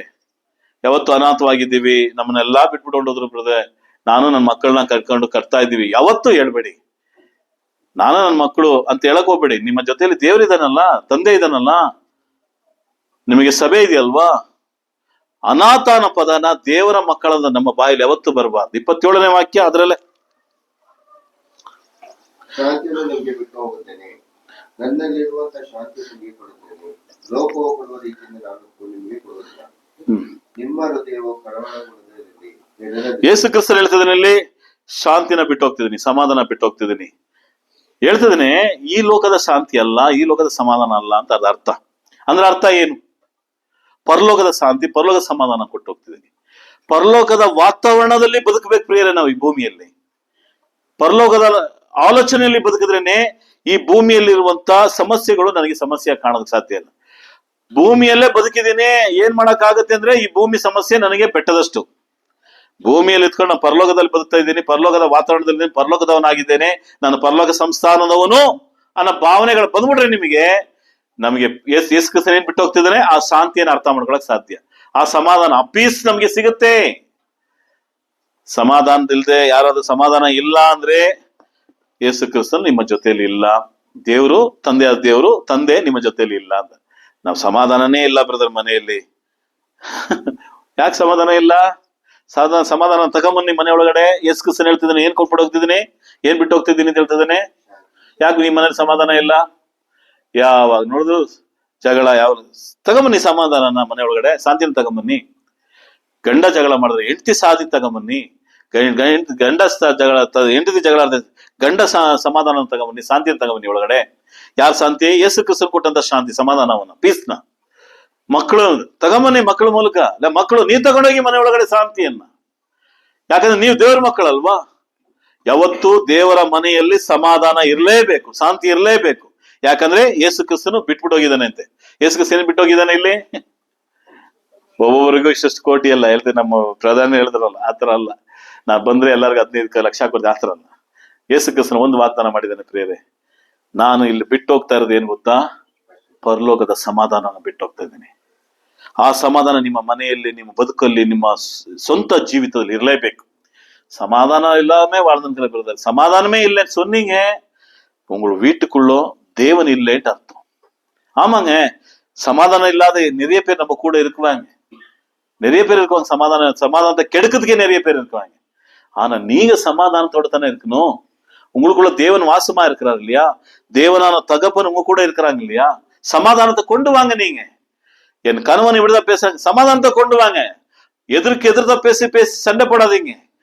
என் புருஷன் இப்படிதான், ஓகே, நான் சமாதானத்தோடு இருக்கிறேன், என் பிள்ளைங்களை சமாதானத்தோடு கொண்டு போறேன்.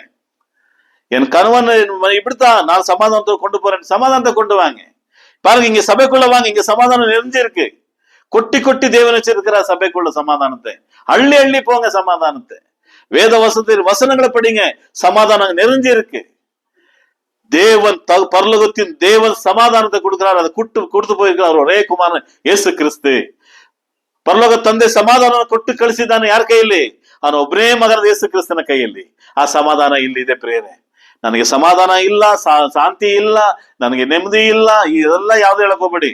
ನಿಮ್ಮ ಅನಾರೋಗ್ಯದಲ್ಲೂ ಸಮಾಧಾನ ಕೊಡ್ತಾನೆ ಪ್ರಿಯರೇ. ಅರಸುಗಳಲ್ಲಿ ಒಬ್ಬ ರಾಜ ಇದ್ದಾನೆ, ನಮ್ಗೆಲ್ಲ ಗೊತ್ತಿದೆ.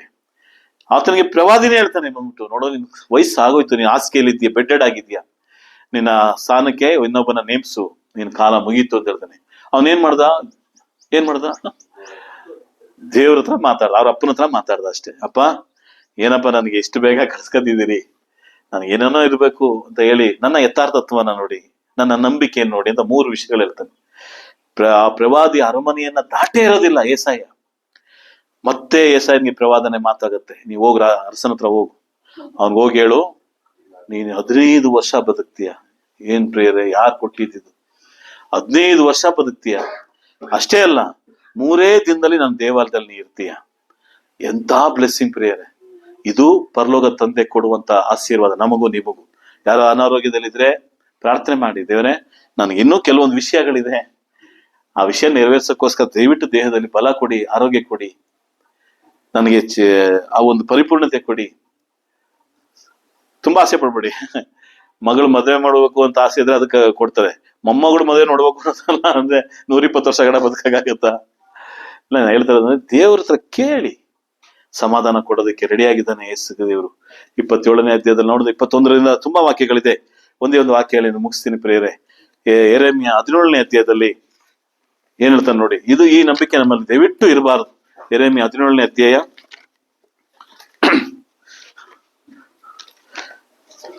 5ನೇ ವಾಕ್ಯ. ಯೆರೆಮೀಯ 17, ಯೆರೆಮೀಯ 5:17 5 ವಚನ. ಶೀಘ್ರ ವಾಸಿಂಗೆ. ಮಾನವ ಮಾತ್ರದವರದ್ದು